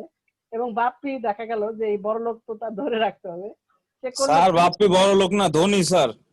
আচ্ছা ধনী, জি আচ্ছা স্যার, বড় লোক হচ্ছে আমাদের এক স্যার বলছিল, যার মন বড়, ও তো শালা ও তো কিপটা স্যার। আচ্ছা এখন আসি, কিপটা হলে খুব ভালো, এক্সাম্পলটা খুব ভালো যাবে। তো বাপ্পি খুবই কিপটে, ধন সম্পদ আছে কিন্তু বাপ্পি কিপটা। বাপ্পি করলো কি, একটা কলসি কিনলো, কলসি কিনে যা সোনা দানা আছে সব সোনা দানা কলসির মধ্যে দিয়ে তার মাটির নিচে পুঁতে রাখলো, আর সিন্ধুকের মধ্যে টাকা রেখে দিল। ঠিক আছে, সে এই টাকা পয়সা কাউকে দিবে না, দিয়ে খুব বড় তালা লাগায় রাখছে। তার মনে করেন হচ্ছে কত 50 লাখ টাকা সিন্ধুকের মধ্যে আছে, আর আরো 50 লাখ টাকা হচ্ছে কলসি ভরে সোনা দানার জিনিসপত্র আছে। ঠিক আছে, এই পার্সন তো হচ্ছে মহাধনী। কথা হইতেছে 5 বছর পরে 10 বছর পরে তার এই 50 লাখ টাকা আর ওই যে সিন্ধুকের 50 লাখ টাকা 1 কোটি টাকা, এটা কি বাড়বে? মনে করেন মান স্যার কমবে, কমতেই পারে। তাইলে সে যে রিজার্ভে তার হিউজ অ্যামাউন্ট টাকা আছে, ঠিক আছে, তার মানে তাকে কি আমি কন্টিনিউয়াস বড়লোক বলবো? তারে আমি কিপটা বললাম, ঠিক আছে। বাপ্পি কিছু মনে করেন না, আমি উদাহরণ দিচ্ছি, জাস্ট এটা আপনি না। না স্যার আমি মনে করি ঠিক আছে, তো এখন বাংলাদেশ ব্যাংক যদি টাকা পয়সা শুধু রিজার্ভই করে, তার রিজার্ভ হিউজ অ্যামাউন্টের বাড়তেছে, কিন্তু মার্কেটে তার বিনিয়োগ নাই। এর চেয়ে বাপ্পি যদি এই টাকা দিয়ে কিছু জমি কিনতো, সবজি চাষ করতো, তার টাকাও থাকতো, সবজিও হতো, অথবা গরু কিনতো, ফার্ম বানাইতো, তার গরু একটার পর একটা আরো বাড়লো, অথবা সে ব্যবসায় বিনিয়োগ করতো, তার টাকা মার্কেটে থাকতো এবং তার টাকা আরো বাড়তে থাকতো তার সম্পদের সাথে সাথে। পজিটিভ সেন্সে ধরলাম, সে শেয়ার বাজারে বিনিয়োগ নাই করলো আর কি, লস না খাইলো। তো এই যে তার বিনিয়োগটা, তার টাকা কিন্তু 5 বছর 10 বছরে বাড়তেছে। সে যখন মার্কেটে টাকাটা ছাড়তেছে, তার মানে তার টাকার অ্যামাউন্ট বাড়তেছে। কিন্তু সে যখন রিজার্ভ করে রাখতেছে নিজের কাছে, ব্যাংকে না দিয়ে, ব্যাংকে দিলেও তো ব্যাংক এই টাকা অন্য জায়গায় প্রয়োগ করে বলে আপনাকে সেই ইন্টারেস্ট দেয় যে টাকা জমা রাখলে, কিন্তু আপনি তো ব্যাংকে না রেখে, মানে ব্যাংকে করে আপনি রাখছেন নিজের কাছে। এখন সরকারগুলোকে আলাদা আলাদা এরকম মানুষ মনে করেন, বাংলাদেশ সরকারই মনে করেন বাপ্পি। এখন বাংলাদেশ সরকার এই যে টাকা পয়সা গুলো আছে সবগুলো ব্যাংকে জমা রেখে দিবে, আরো সরকার হইলে হলে কাম শেষ, আর বাইরে বাজারে ছাড়লো না। সেই যে সেতু করতে হবে, করতে হবে, এগুলো কোনো কিছু না, তার রিজার্ভ খালি বাড়তেই আছে। সেই দেশ কি ডেভেলপ করবে? তার কি টাকা বাড়বে, আর্নিং বাড়বে, ইকোনমি বাড়বে? না কারণ স্যার। তার লিকুইডিটি নাই। লিকুইডিটি মানে তার বাজারে অর্থ নাই, অর্থের তারল্য নাই, সে এই অর্থটা ছাড়তে পারতেছে না। তাহলে স্যার এই যে এই বাংলাদেশে যে প্রচুর পরিমাণ স্যার এই যে বাজেট ঘোষণা করে, মানে হাজার হাজার কোটি টাকাতে বাজেট ঘোষণা করে, হ্যাঁ এগুলো স্যার এরই ধারাবাহিকতা নাকি স্যার? হ্যাঁ, এর ধারাবাহিকতা। বাজেট বেশি ঘোষণা করা ভালো, যে বাজেটে আমি ইনভেস্ট করতেছি। এখন এগুলো চুরি চোরটা মানে চোর যাওয়ারি করে না খাইলেই হলো। আসলে যদি কাজে লাগে তাহলে তো এটা ভালো জিনিস, খারাপ না। স্যার করোনার মধ্যে স্যার একটা বাজেট ঘোষণা করলো না স্যার, ওই যে বললো মানে ব্যয় দেখাইলো প্রচুর কিন্তু ইনকামের টাকা নাই। হ্যাঁ, না এটা ঠিক আছে, কিন্তু এত ইমব্যালেন্স হওয়া উচিত না যে আমি আর্নই করতে পারবো না, এত আকাশচুম্বী হওয়া ভালো না। বাট আমার ইনভেস্টমেন্ট হওয়া ভালো। রিজার্ভ বেশি থাকার চেয়ে আমার ইনভেস্টমেন্ট বাড়াটা ভালো জিনিস। বুঝতে পারছেন যে আমার টাকা পয়সা যদি ইনভেস্টমেন্ট হয়, তাহলে আমার ইনভেস্টমেন্ট থাকাটা আমার ভালো জিনিস একটা রাষ্ট্রের জন্য। বুঝতে পারছি। তো এখন আসেন, জাপানের কারেন্সি কেন এত কম? জাপান কি করতেছে, সে ওই যে মৈত্রী সেতু বানায় দিতেছে, হসপিটাল বানায় দিতেছে, এরপরে এই যে কাজগুলো করতেছে, বিনিয়োগ করতেছে, আপনাকে লোন দিচ্ছে, সে নিজে না রেখে, নিজে তো ডেভেলপ করতেছেই। তার অর্থ হচ্ছে তার অর্থের ভ্যালু যদি কম হয়, সে কিন্তু একটা নেটওয়ার্ক তৈরি করতেছে, অর্থনৈতিক বলয় তৈরি করতেছে, যার জন্য সে এখান থেকে লাভ পাবে। পরবর্তীতে তার ব্যবসা বাণিজ্য বেড়ে যাবে। সে জমা রাখে নাই, সে বাপ্পি হয় নাই। বাপ্পির জায়গায় আরেকজন ব্যবসায়ী যদি আমি চিন্তা করি, নেক্সট আমাদের এখানে ক্লাসে ধরলাম হচ্ছে গোলাম হাসান সেই টাকাগুলো সব নিজের টাকা না রেখে সে বিনিয়োগ করছে, অন্য আরেকজনকে দিছে, সে সালাউদ্দিনকে দিছে, সে আরিফুলকে দিছে, আইরিনকে দিছে, ওরা আবার টাকাগুলো ইনভেস্ট করে সব টাকা সব তাকে ফেরত দিচ্ছে বা ডেভেলপ হলে লাভ দিচ্ছে। তার মানে সেখানে কিন্তু গোলাম হাসানের টাকা বেড়ে যাচ্ছে, কিন্তু বাপ্পি ওই যে কলসি ভরে টাকা পুঁতে রাখছে আর ফ্রিজের মধ্যে রাখছে, তার কিন্তু ওই অবস্থা হয়ে যাবে। ঠিক আছে, তার মানে স্যার জাপানিরা টাকা রিজার্ভ না রাখি টাকাটা মার্কেটে দিয়ে রাখছে। স্যার আমি যতটুকু জানি যেরকম স্যার, স্যার সাপোজ একটা উদাহরণ টানা যায় স্যার, যেরকম মাস্কের ক্ষেত্রে এট ফার্স্ট মাস্ক যখন কম ছিল, মাস্কের দাম অনেক বেড়ে গেছিল। যখন মাস্ক এখন হিউজ পরিমাণে সব জায়গায় রয়েছে, সব মার্কেটে রয়েছে, মাস্কের দাম অনেক কমে গেছে। এই তো বুঝতে পারছেন, হ্যাঁ কাছাকাছি। জি স্যার। গুড। এদিকে স্যার এদিক দিয়ে স্যার চীন স্যার, এই যে ওয়ার্ল্ড ব্যাংক কিন্তু স্যার বাংলাদেশকে স্যার এই যে যেই খাতে স্যার ঋণ দিতে চায় না, কিন্তু চীন কিন্তু স্যার বাংলাদেশকে হিউজ পরিমাণে অ্যামাউন্ট স্যার ঋণ দেয়। কিংবা চীন স্যার অনেক দেশের মধ্যে স্যার ঋণ প্রোভাইড করতেছে স্যার, ওরা ওয়ার্ল্ড ব্যাংকের দিকে চায় থাকে না, মানে এই কারণে কি স্যার ওরা ঋণ প্রদান করে? ঋণ দিলে তো তারা ইন্টারেস্ট পাইতেছে।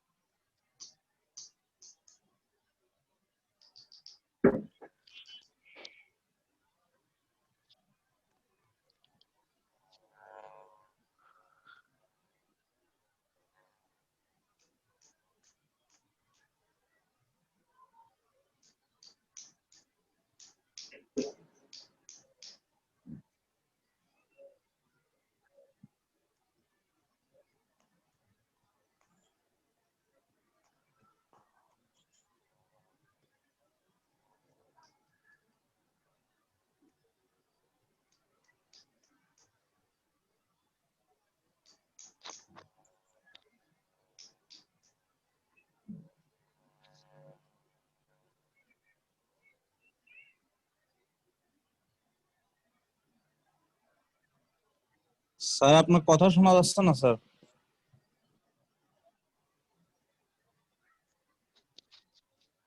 স্যারের ওখানে তো কানেক্টিং দেখায়। শুনতে পাচ্ছেন? হ্যালো স্যার শুনতে পাচ্ছে এখন? মাঝখানে শুনতে পান নাই? না স্যার। আমি বললাম যে এতক্ষণ ধরে যে বুঝাইলাম একেবারে সোজা বাংলা ভাষায় বুঝাইলাম, আপনারা বুঝছেন কিনা যে অর্থনীতি কি কি অবস্থা কেমন চলে? আপনাদের কোশ্চেন থাকবে বাংলাদেশের ইকোনমি কেমন। স্যার কিছুই তো শোনা যায় না। মানে এতক্ষণ বললাম যে আপনারা তো এতক্ষণ পর্যন্ত যা কিছু ইকোনমি সম্পর্কে বললাম, এখন তো বুঝছেন বাংলাদেশের অর্থনীতি কেমন, বুঝছেন না? জি স্যার। সংক্ষেপে কিরকম এটা একটু বুঝাতে, যেটা আমার এক কথায় সবকিছু প্রকাশ করবে। এক কথায় সবকিছু প্রকাশ করবে। বাংলাদেশের অর্থনীতি হচ্ছে ডেভেলপিং এন্ড মিক্স ইকোনমি, যার মাঝখানে পোলারাইজ ইকোনমি অনেক বেশি আছে, মানে মেরুকৃত অবস্থায় আছে। টাকা ধনীদের কাছে ধনী, গরিবরা গরিব হচ্ছে, ক্যাপিটালিস্টিক অ্যাপ্রোচ। ওকে, এখন আসি হচ্ছে মেইন এক্সপোর্ট পার্টনার্স। আমরা ইউরোপিয়ান ইউনিয়নে 58% রপ্তানি করি, ইউনাইটেড স্টেটে 16%, ইন্ডিয়ায় করি 2.4%, কিন্তু আমি ইন্ডিয়ার কাছ থেকে আমদানি করি 12.2%, চায়না 21.5%। এখন গেল এই যে আমার ট্রেড ইমব্যালেন্স গুলো কমাইতে হবে। এখন ট্রেড ইমব্যালেন্স কমাইতে গেলে আমার যে কাজ করতে হবে, আমার মেইন ইন্ডাস্ট্রি সেক্টর সম্পর্কে জানতে হবে। এখন আপনাদের গ্রুপে কাজ, ঠিক আছে, 1 নম্বর গ্রুপ কাজ করবে টেক্সটাইল এন্ড আরএমজি নিয়ে, ডান পাশে যেটা দেখতেছেন 1 নম্বর গ্রুপের কাজ, ঠিক আছে।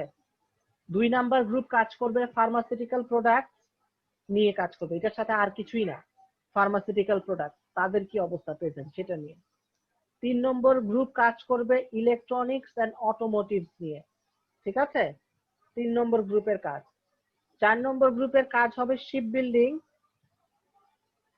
এর সাথে আমি দিব হচ্ছে শিপ বিল্ডিং এর সাথে শিপ বিল্ডিং আলাদাই শিপ বিল্ডিং নিয়ে কাজ করবে।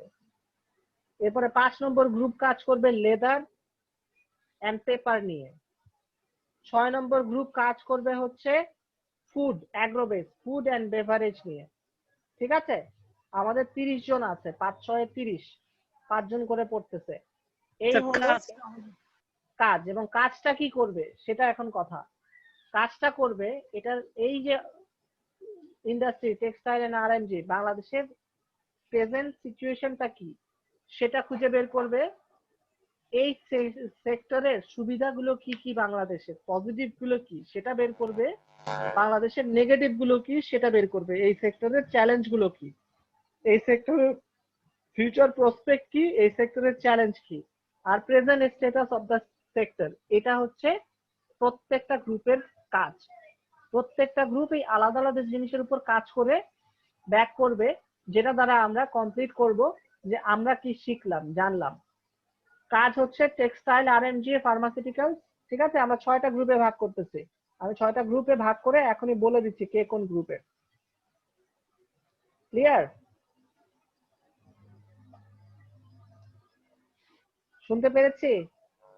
জি স্যার। আচ্ছা, প্রথম গ্রুপ, 1 নম্বর গ্রুপ, যাদের কাজ হচ্ছে আরএমজি এন্ড টেক্সটাইল, সেই গ্রুপে থাকবে বাপ্পি মোল্লা, মাহবুব হাসান ভুইয়া, সোহেল রানা, মিরন সরকার, সেলিম মালিক। 2 নাম্বার গ্রুপ, যাদের কাজ হচ্ছে pharmaceutical product, pharmaceutical, Sifat Molla, Noman Khan, Rabbul Arafat Pranto, Rashidul Haque Milon and Runa Akter. তাদের কাজ হচ্ছে ফার্মাসিউটিক্যাল। এরপরে electronic and automotive, group number 3, Irin Akter, Golam Hasan, Motiur Rahman, Saiful Islam and Nasir Uddin. আপনাদের কাজ হচ্ছে স্যার সাইফুল ইসলাম, এটা রুল কত স্যার? সাইফুল ইসলাম 3 জন স্যার। 191 লিখে রাখছে, হায়রে পণ্ডিত। স্যার সাইফুল ত্রিপলি 191 এরই 3 জন স্যার, এই জন্য রুলটা একটু বলেন স্যার, পিছনে লাস্ট। রোল লেখে নাই 53 64 63 স্যার, 3 জনে। রোল লেখে নাই, রোল লেখে নাই। 53 আমার এটা। আচ্ছা, ব্রেকআউট রুম 4 এ আছেন, তাদের কাজ হচ্ছে শিপ বিল্ডিং ইন্ডাস্ট্রি নিয়ে। ঠিক আছে, আরিফুল ইসলাম, ইনজামুল হক, খান এমডি রবিউর রহমান, এমডি স্বপন আলী, এখানে সাইফুল ইসলাম। আমি কোন গ্রুপে স্যার?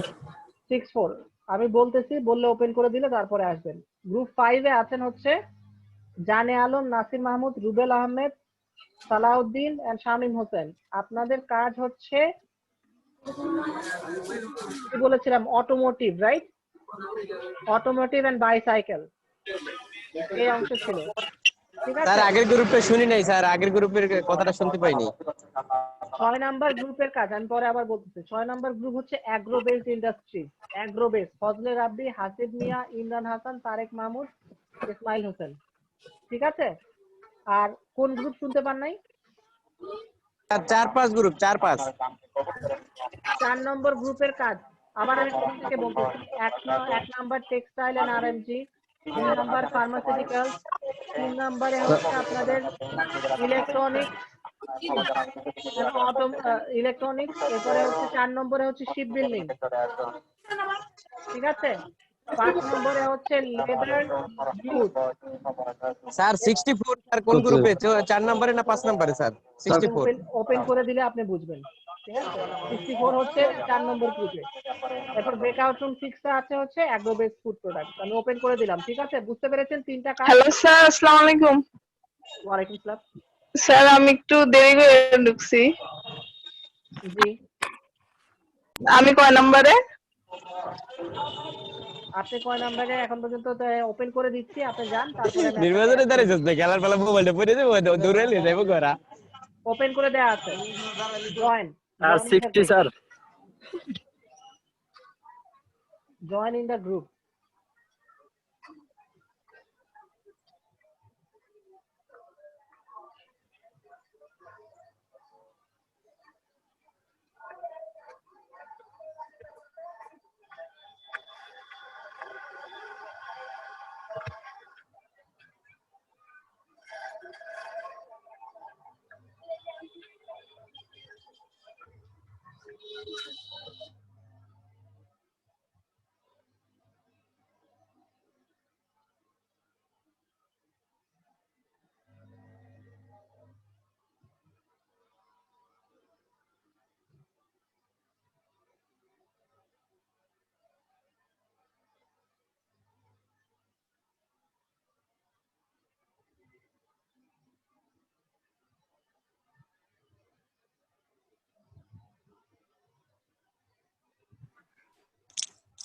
স্যার আপনারা গ্রুপে জয়েন করেন নাই কেন?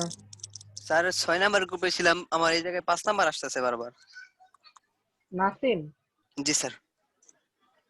নাসিম ছিলেন হচ্ছে 6 নাম্বার গ্রুপে, 5 নম্বর আসতেছে। জি স্যার। নাসিম মাহমুদ, আচ্ছা ঠিক আছে।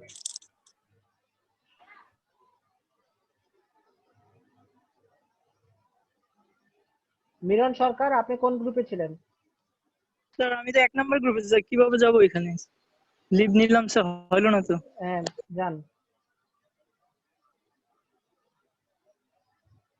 এখন জয়েন করেন। হ্যাঁ, খান রবিউর রহমান, সিফাত মোল্লা, আপনাদের গ্রুপ কই? রুনা আক্তার,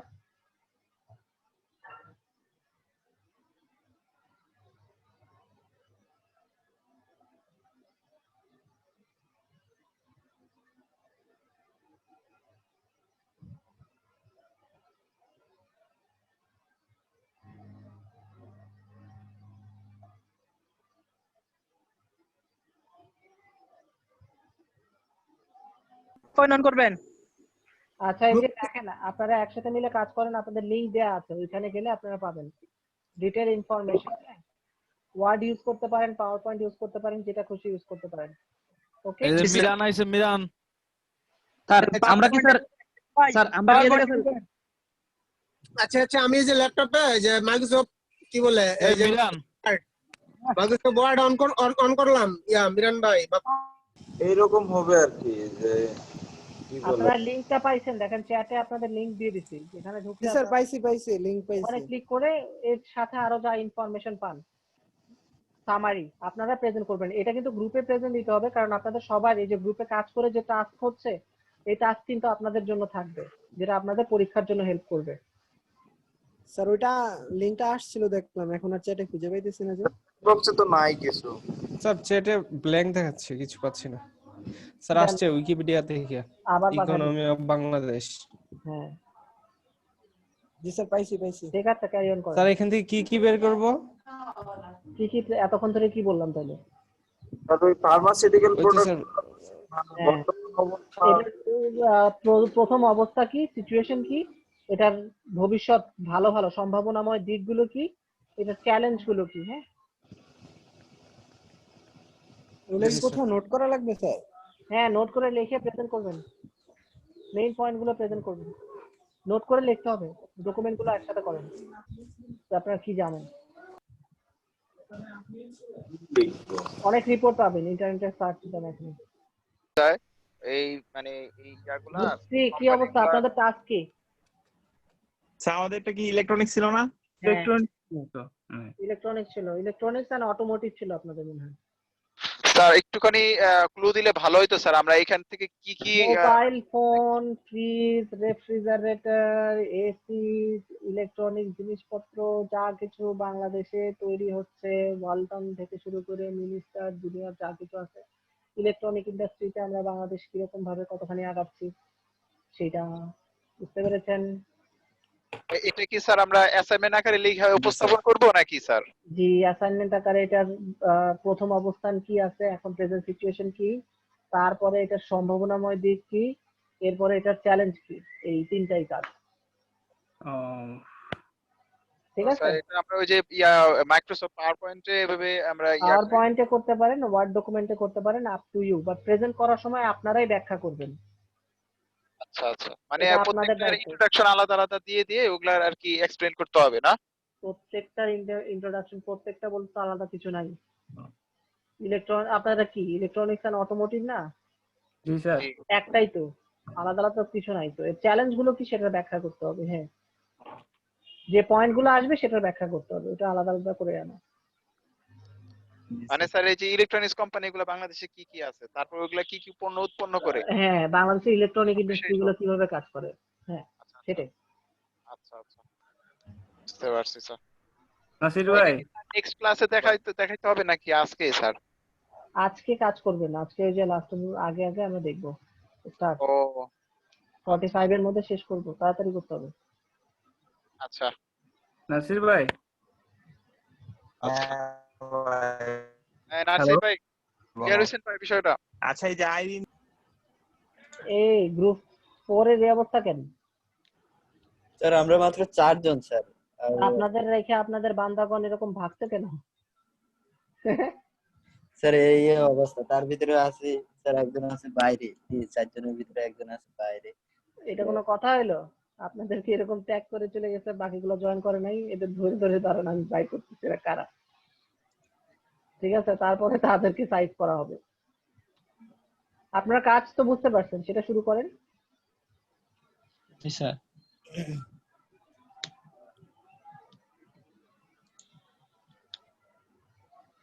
আপনাদের কি topic? Ship building sir ship building. Good, ভালো টপিক, লাগবেও না এত, আপনারা জাস্ট কোর পড়েন, এটা পরীক্ষায় আসবে।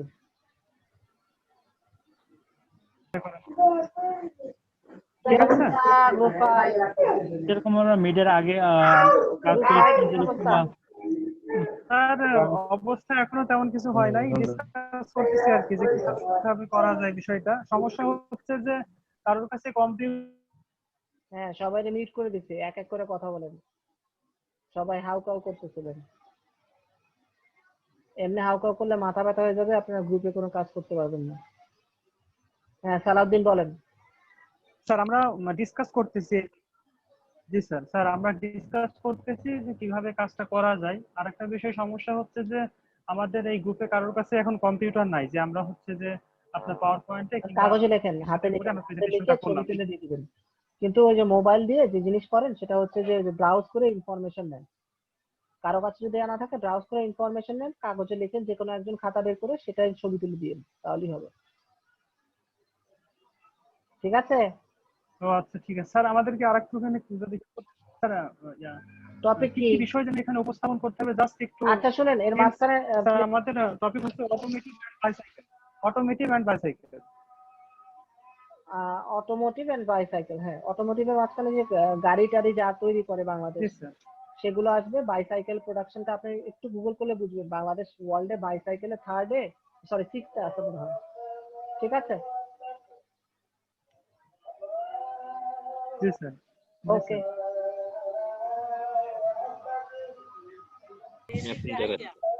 কি অবস্থা গ্রুপ 6? আর আমরা তো বুঝতেছি না।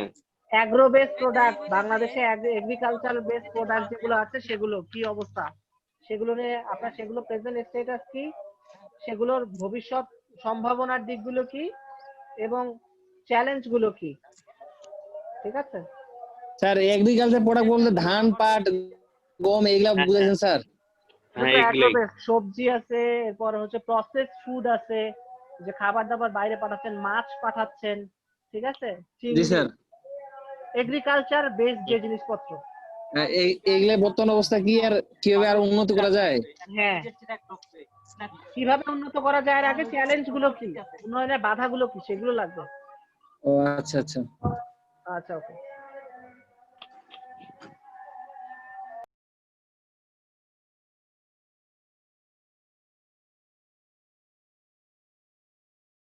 রুনা আক্তার আর সাইফুল ইসলাম, আপনারা কই? গ্রুপে নাই কেন?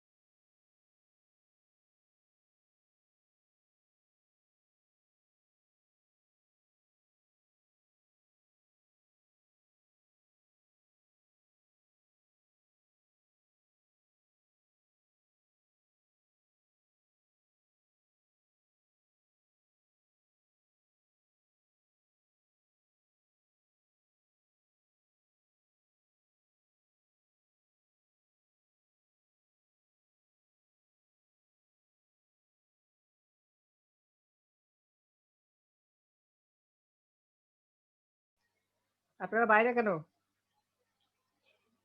এইচপিটা কে?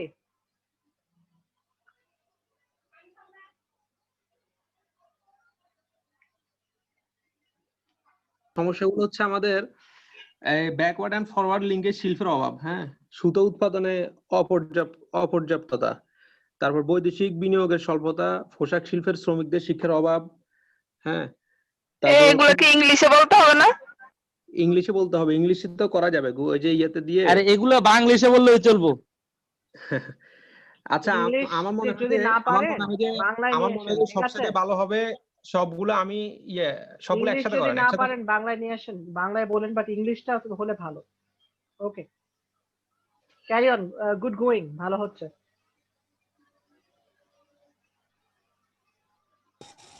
যেই আমি চ্যাট বক্সে এই ফিউচার কিছু পাইছো? ওয়ার্ড ডকুমেন্ট বাদ দিয়ে টেক্সটে লেখা শুরু করছেন কেন? হ্যাঁ স্যার ওয়ার্ডে চলতেছে, জাস্ট এটা এমনিতে সিম্পল। টেক্সট ফাইলে লেখা শুরু করছেন আপনারা, দেখে মনে এটা হচ্ছে আমরা ডিসকাস করতেছি। 1990 সালের কম্পিউটার।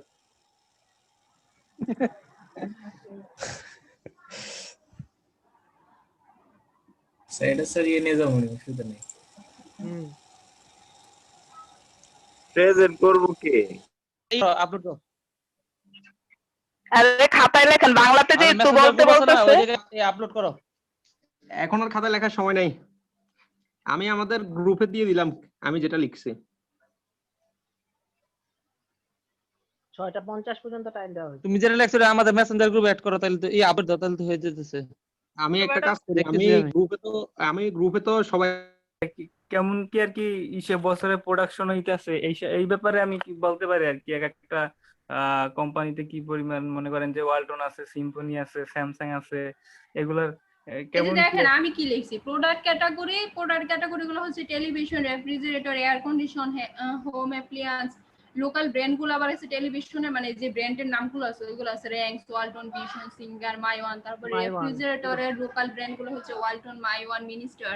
আবার এয়ার কন্ডিশন যেগুলো ওগুলো লোকাল ব্র্যান্ড হচ্ছে বাটারফ্লাই, ওয়ালটন।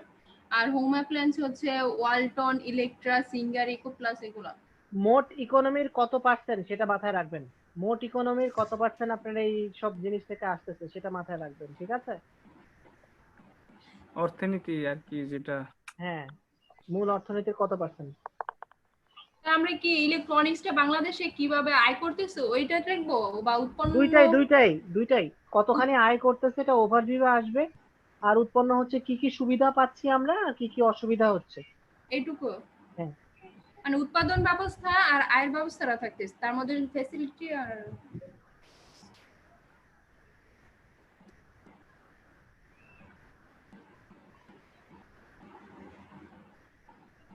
Carry on.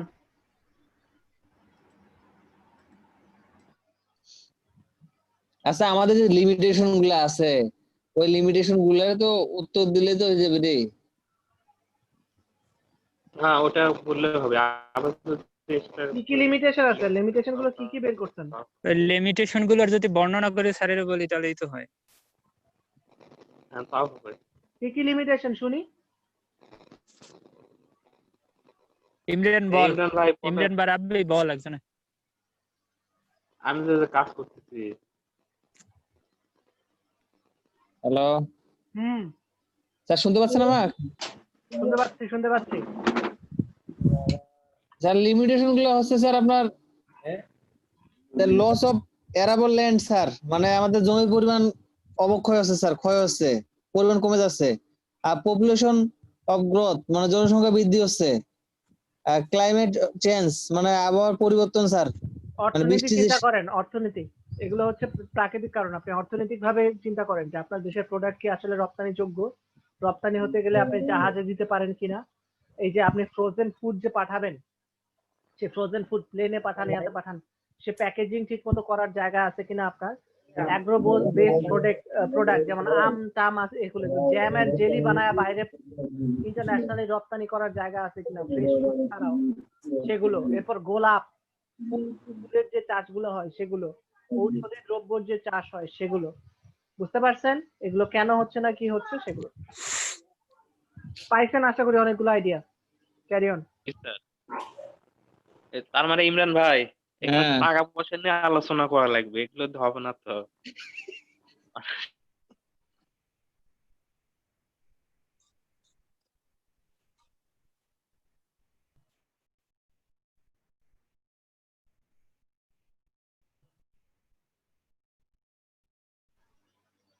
ক্লাসের বাইরে কেন স্যার আমি তো কখন আসছেন ক্লাসে কোন গ্রুপে ছিলেন গ্রুপ 1 এ স্যার আল্লাহ মাফ করেন আপনি কি এইচপি দুইটা কম্পিউটারে আপনি জয়েন এইচপি নট জয়েন্ট এটা কি গ্রুপ 1 এ কে বলছেন রফিকুল ইসলাম না বিতু চন্দ্র সেলিম বলছিলাম স্যার কে কে বলছিলেন আরেকবার সেলিম সেলিম আচ্ছা সেলিমকে গ্রুপ 1 এ পাঠানোর ব্যবস্থা করা হলো বিতু চন্দ্র দাস কোন গ্রুপে ছিলেন না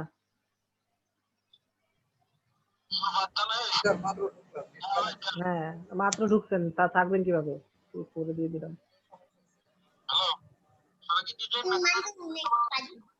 স্যার হ্যাঁ বলেন রফিক বলছিলাম স্যার আমি গ্রুপে ঢোকার আগে আমি অফিসে বাইরে লাইনটা কেটে গিয়েছিল স্যার পরে ঢুকে দেখি যে গ্রুপ সিলেক্ট হয়ে গেছে আচ্ছা রফিকুল আপনাকে 6 নম্বর গ্রুপে দিয়ে দিচ্ছি যান ঠিক আছে স্যার আমি নাহিদ হোসেন স্যার এইচপি থেকে নাহিদ হাসান কি হচ্ছে আপনার সমস্যা কি স্যার আমিও তো স্যার এখন ঢুকলাম স্যার এই জন্য এই যে এইসব তো ফাঁকিবাজি ক্লাস টাইমে নাই অ্যাটেন্ডেন্স পাবেন কেমনে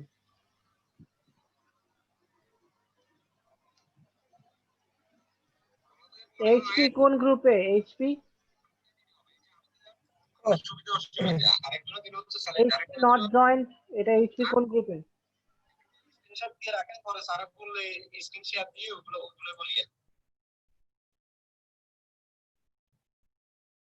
ও স্যার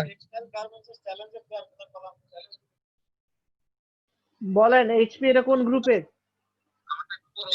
স্যার ঘটনা হলো আমি মোবাইলে এবং স্যার ল্যাপটপে দুইটাই স্যার আমি করে রাখছি এজন্য হয়তো স্যার আপনি ওই জন্য আমি এইচপি খুঁজে পাচ্ছি না আপনাকে কোন গ্রুপে দিব না বলেন না স্যার এটা স্যার আপনি করে দিতে পারেন স্যার ডিঅ্যাক্টিভেট করে দিতে পারেন না আপনি বলেন আপনি কোন গ্রুপে কাজ করতেছেন সেখানে এটাও জয়েন করেন হ্যাঁ স্যার গ্রুপ 1 এ স্যার সেলিম ঠিক আছে সেলিম বুঝলাম ওটা স্যার অ্যাক্টিভ করে দেন তাহলে হ্যাঁ হ্যাঁ থ্যাংক ইউ স্যার ওকে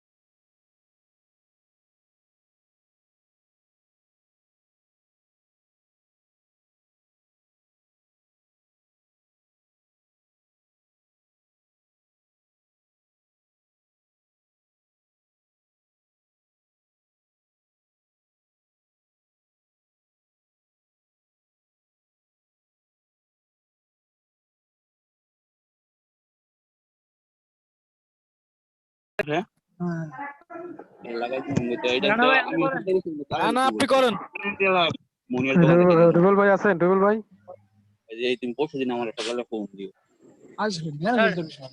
এই কে করতেছেন? মিরান ভাই না সোল্লানা ভাই? গ্রুপ ওয়ান থেকে আমি MD Miran sir. Hello hello, হ্যাঁ শুনতে পাচ্ছি আমরা, বলেন আপনি। হ্যাঁ মিরান ভাই বলেন। জি আমি মিরান গ্রুপ ওয়ান থেকে আমি MD Miran Sarkar. Name of the working front হচ্ছে আপনার textile and RMG department, RMG present in Bangladesh textile. Mute করে দিছি, এরপরে আনমিউট করে কথা বলবেন, কারণ দেখা যাচ্ছে In যে current আপনারা position, the textile industry employs almost 4 million. কথা শুনতে পাচ্ছেন আমার? In fact, a major chunk of from textile and আমি কথা শুনতে পাচ্ছি না, and আমি সবাইকে মিউট করছি। the textile and garment sector contributes to 81.43%. আমি সবাইকে মিউট করে দিছি। আমি 81.43 আমাকে বাকি সবাই শুনতে পাচ্ছেন? মিরন সরকার থামেন, মিরন একটু থামেন। জি স্যার।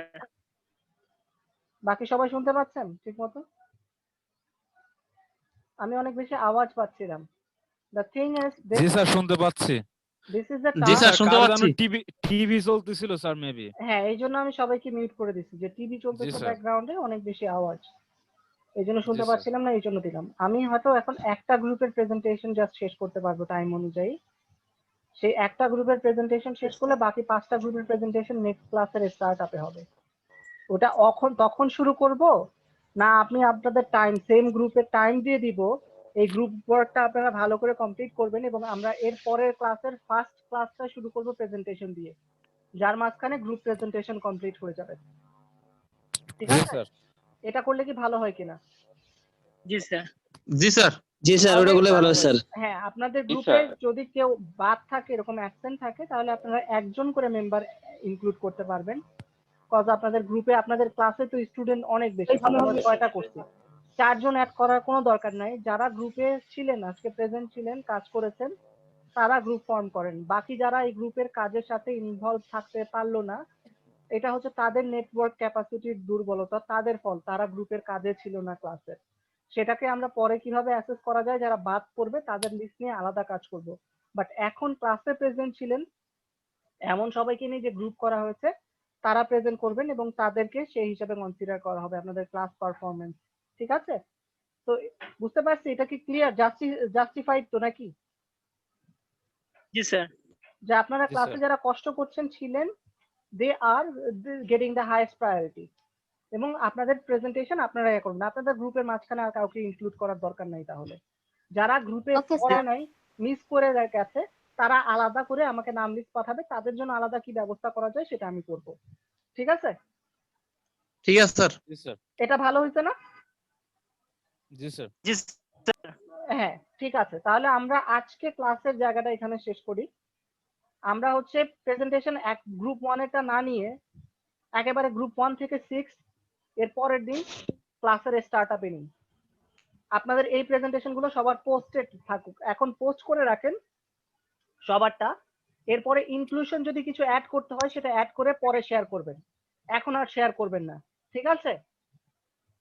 যে পর্যন্ত গ্রুপে কাজ করা হয়েছে সেই পর্যন্ত পোস্ট করে রাখেন। আমি 6টা পোস্ট দেখতে চাচ্ছি। ঠিক আছে? এই 6টা পোস্ট হলেই হবে, আর আমরা বাকিগুলো অংশ ক্যারি অন করবো হচ্ছে পরে। ঠিক আছে? আমরা নেক্সট ডে প্রেজেন্টেশন দিয়ে শুরু করব। নতুন করে কি যোগ করা যাবে না স্যার? না, বুঝি নাই। বললাম নতুন করে যোগ করা যাবে না কোনো কিছু? অবশ্যই যোগ করতে পারবেন, যোগ করার জন্যই তো দিলাম, কিন্তু এখনকার উনি ইমিডিয়েট টাস্কটা পোস্ট করে রাখেন। পরে যখন প্রেজেন্টেশন করবেন আপনারা নিজেরা গ্রুপ ওয়ার্ক করে যোগ করে সুন্দর করে প্রেজেন্টেশন করবেন। স্যার তখন কি আবার নতুন করে আপলোড দিয়ে রাখি দেব নাকি স্যার? না, তখন প্রেজেন্টেশন শেষ হওয়ার পরে আপলোড দিবেন, প্রেজেন্টেশনের আগে দিবেন। স্যার পোস্ট করবে কোথায় স্যার? ও আচ্ছা স্যার। ক্লাসরুমের থ্রেডে এখন যেখানে পোস্ট করেছে। ঠিক আছে? স্যার আপনার কথা নয় স্যার আপনাকে একটা প্রশ্ন করেছিল স্যার 6 নাম্বার স্যার একটা প্রশ্ন স্যার হ্যালো বলেন বলেন শুনতে স্যার পাচ্ছি। আজকে কি শুধু প্রথম গ্রুপে দিবেন শুধু স্যার? আজকে কোনো গ্রুপেরটাই নিব না, প্রথমদেরটা নিলে তাদের সাথে অন্যায় করা হবে, বাকিরা চান্স পাবে, প্রথমটা চান্স পাবে না, প্রেজেন্ট করে যাবে, এটা তো ঠিক হইলো না। স্যার ক্লাসরুমে কি শেয়ার করে দেব না? হ্যাঁ, ক্লাসরুমের ওই যে থ্রেডে শেয়ার করে দিবেন। স্যার সবার কি আলাদা আলাদা করে শেয়ার করতে হবে? গ্রুপের ধরেন আমরা 6 জন আছি, গ্রুপের অনেকে একজন গ্রুপের একজন শেয়ার করবেন। জনের যে কোনো একজন স্যার। ইয়েস, একজন গ্রুপের নাম দিয়ে শেয়ার করবেন। যে ধরেন গ্রুপ 1 হলে গ্রুপ 1 লিখে এইভাবে শেয়ার করে দিন। সেলিম ভাই আপনার কোনো টেনশন করা লাগবে না, আমি শেয়ার করে দিছি অলরেডি। গ্রুপ নাম্বার লিখে কি ওই গ্রুপে কয়জন আছে তাদের আইডি সহ দিতে হবে নাকি? তাহলে ক্লাস শেষে জমা দিয়ে দিচ্ছি তাহলে। হ্যাঁ, ক্লাস শেষে জমা দিয়ে দেন, আমি আরেকবার আপনাদেরকে গ্রুপের নামগুলো স্যার আমি একটা কথা বলতে চাইছিলাম স্যার, এর জন্য বলতে পারলাম না স্যার। আমাদের 6 নাম্বার গ্রুপের প্রশ্নটা স্যার আরেকবার বলবেন যে বাংলাদেশের কৃষি পণ্য অ্যাগ্রো বেসড ইন্ডাস্ট্রি, কৃষি না, এগ্রিকালচার না, অ্যাগ্রো বেসড ইন্ডাস্ট্রি ছিল আপনাদের টপিক। আর যেগুলো ওই যে এই প্রোডাক্ট গুলো, খাবার প্রোডাক্ট গুলো তৈরি করে না কোম্পানিরা, ওইগুলা আচ্ছা, বেভারেজ ওই যে যেরকম আসমা আক্তার, বাপু মোল্লা, পানীয় খাই আমরা, খাবার তারপর অল টাইমের আছে এইগুলোর কথা বলতেছে স্যার। সোহেল রানা, মিরন সরকার গ্রুপ 1। গ্রুপ 2 তে সিফাত পোল্লা, নুমান খান, রাব্বুল আরাফাত প্রান্ত, রাশিদুল হক মিলন, রুনা আক্তার। ঠিক আছে, রুনা আক্তারকে পাওয়া যায় না, রাইট? গ্রুপ 2 পান নাই। স্যার আমি তো ছিলাম। আমি ঢুকছে পড়ে। গ্রুপ 2 তে কখন ছিলেন আপনি? স্যার এই যে যখন করতেছিল আপনাকে প্রাইভেটলি মেসেজ পাঠিয়েছি, দেখছেন যে আপনাকে যখন রেসপন্স পাওয়া যাচ্ছিল না, বাইরে দেখলাম যে আপনারা বসে আছেন। আপনি কি দুইটা স্যার আমি নামাজে দাঁড়াইছি, নামাজ শেষ করে তারপরে এসে ঢুকছি। ও তাই? আপনাকে আর সাইফুল মোল্লা দুইজনকে মার্ক করা হয়েছে। আইরিন আক্তার, গোলাম হাসান, মতিউর রহমান, সাইফুল ইসলাম, ট্রিপলি 191, নাসির উদ্দিন, এরা হচ্ছে গ্রুপ 3। গ্রুপ 4 এ আরিফুল ইসলাম, বিপি চন্দ্র, ইনজামুল হক, স্বপন আলী, সাইফুল ইসলাম। ব্রেকআউট রুম 5 এ জানে আলম, শামীম, নাইফ হোসেন, রুবেল শামীম, সালাউদ্দিন, শামীম হোসেন। এই শামীম দুইটা নেই। এরপর ব্রেকআউট রুম 6 এ ফাজলে রাব্বি, হাসিব মিয়া, রফিক ইসলাম, ইমরান হাসান, তারেক মাহমুদ, ইসমাইল হাসান, নাসির মাহমুদ। এই তো একটা কোশ্চেন ছিল স্যার আমার, সোহেল রানা, গ্রুপ 1। জি স্যার আমি যেটা পোস্ট করছি ওটা কি তাহলে এখন ডিলিট করে দেব? না, কোনো কিছু ডিলিট করবেন না। যে পর্যন্ত কাজ হয়েছে, গ্রুপে ক্লাসে কাজ হয়েছে, সেটা পোস্ট থাকবে। এরপরে যখন পরের দিন যখন আপনারা গ্রুপে প্রেজেন্টেশন দিবেন, পরের দিন প্রথমে, তখন প্রেজেন্টেশন শেষ হওয়ার পর সেটা যেন পোস্টেড থাকে। ওটা হচ্ছে পিউরিফাইড ভার্সন। এখন আপনারা এক সপ্তাহ টাইম পাইলেন এটার উপর কাজ করার। প্রেজেন্টেশনটা স্যার কবে নেবেন? নেক্সট ক্লাস নেক্সট ফ্রাইডে তে? ফ্রাইডেই তো আপনাদের ক্লাস, আর তো নাই। এক্সট্রা ক্লাস দিলে আমি আপনাদের সাথে কথা বলে দিব। আর আমাদের স্যার 3 নাম্বার গ্রুপে স্যার ইলেকট্রনিক্স এন্ড অ্যাপারেটাস না স্যার? অটোমোটিভ। অটোমোটিভস। ওই যে লিংকটা দিয়ে দিছি, ওইখানে সিরিয়াল দেওয়া আছে, লেখা আছে। ওকে, উই আর এন্ডিং হিয়ার। ঠিক আছে, আল্লাহ হাফেজ। গ্রুপ 3 যারা আছেন তারা আসসালামু আলাইকুম স্যার। ওয়ালাইকুম আসসালাম। ওকে গ্রুপ 3 যারা আছেন একে অপরের সাথে কন্টাক্ট করেন। ওকে গোলাম ভাই, ঠিক আছে, সবাই আরে ভাই, ওই গুগল ক্লাসরুমে আমাদের প্রেজেন্টেশনটা সাবমিট করে